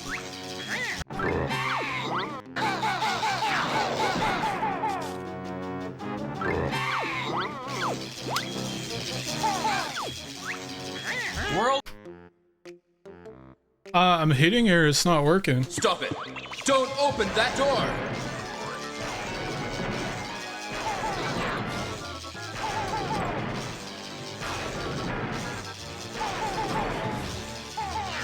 Oh, okay. Now we won. For real this time. I don't know what that was.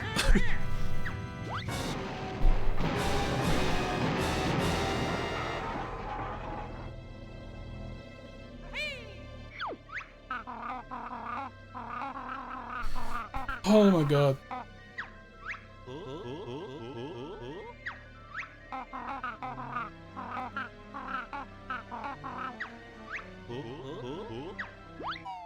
No, it's okay. Thank you again, crap.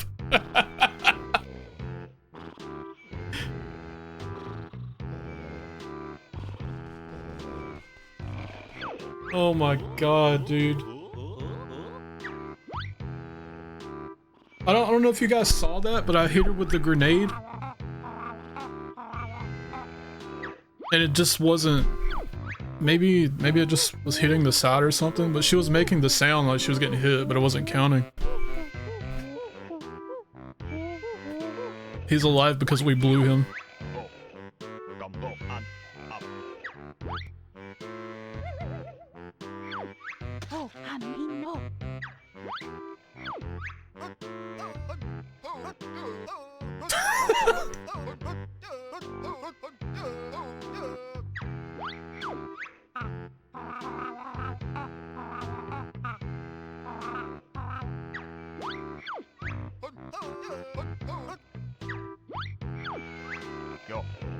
I came back to life earlier.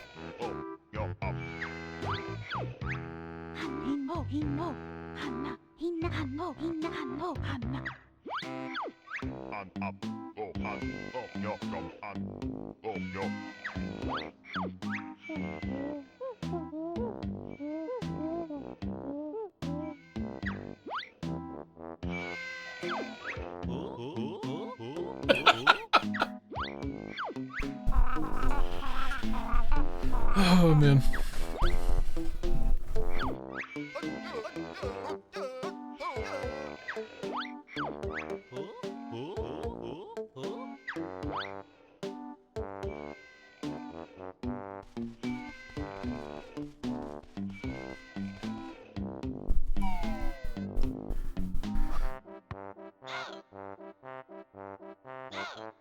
Yeah, yeah.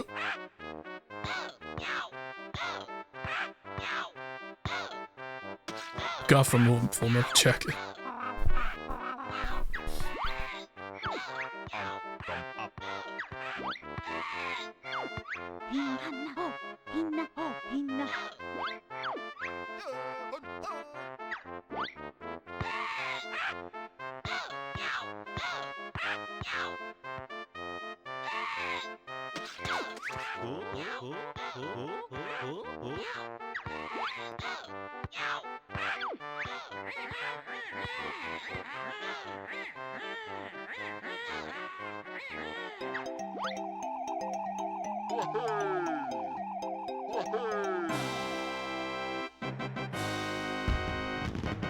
Finally. Oh, man.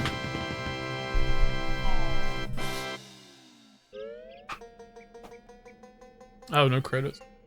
I guess we already seen them. Whoa! Whoa! Thank you guys for watching me suck at Banjo-Tooie for the past 2 days. I think we did pretty good up to that point. You might as well have sent me a turd wrapped in tinfoil. Man. That ending was, man.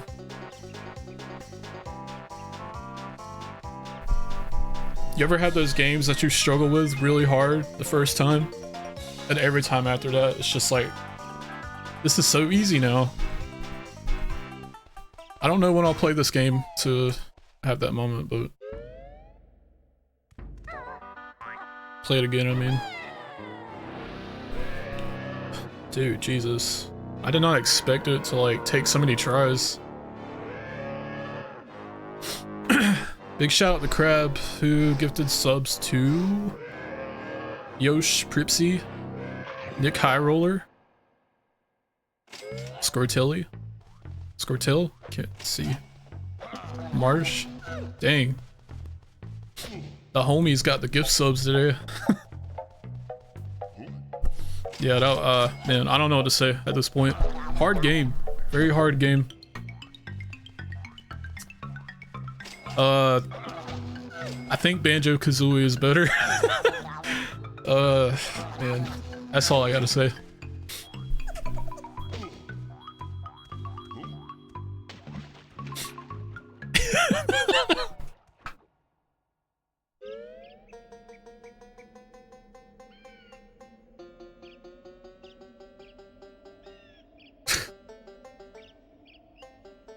No fort. Not yet. Not yet. Not yet.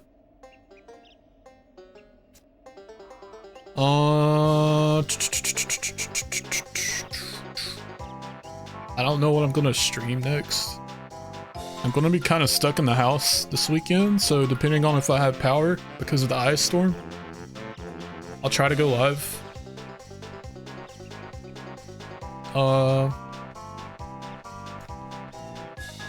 I still want to play Banjo-Kazooie. A game I have a lot less trouble with. I think it's easier in this game. Yeah. Nuts and bolts 100% next. Probably still easier than this.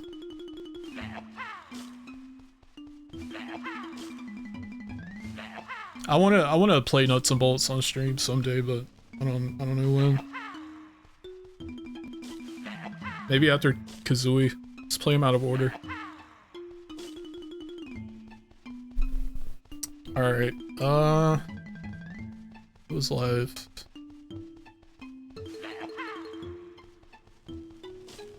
I rated eels yesterday.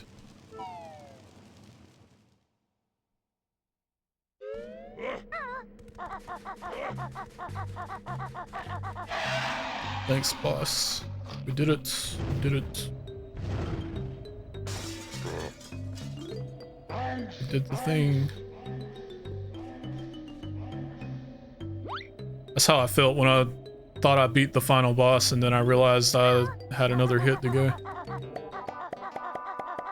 Auto cucumber. It just started.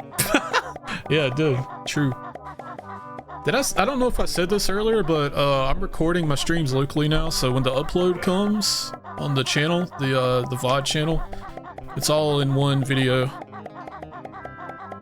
Just takes a little bit longer to get up there.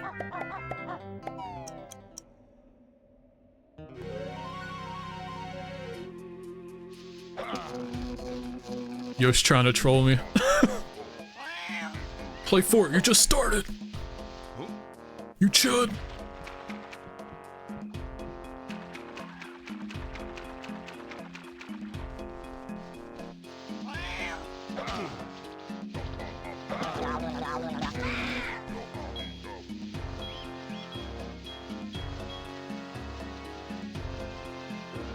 There's never anybody on the slave.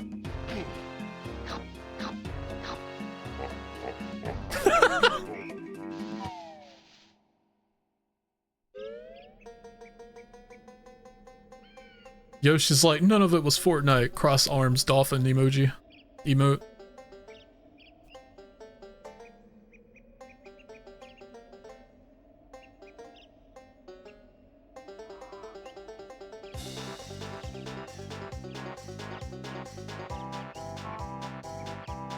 Yeah, that one.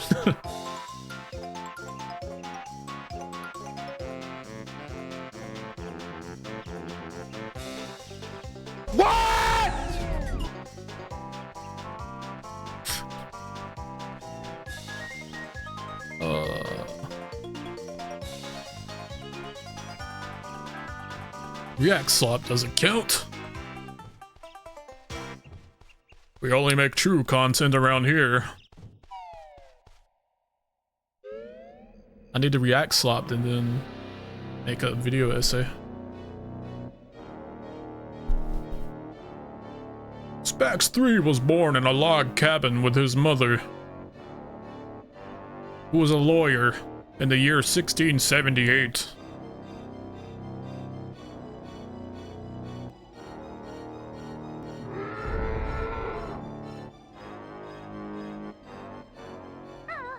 He lost every foot race against the neighborhood kids, and that is where his true hatred for Sonic games really began.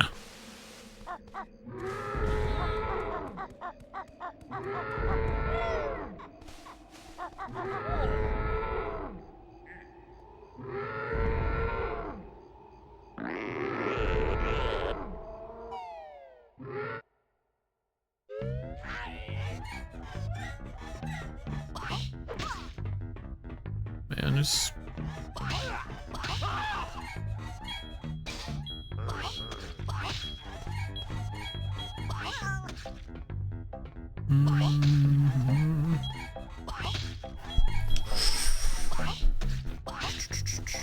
Damn.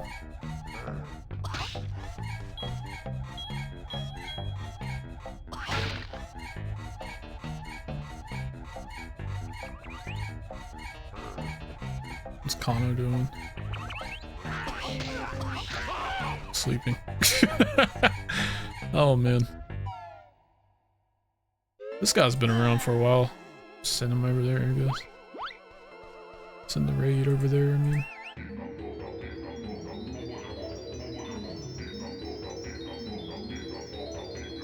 Alright, guys.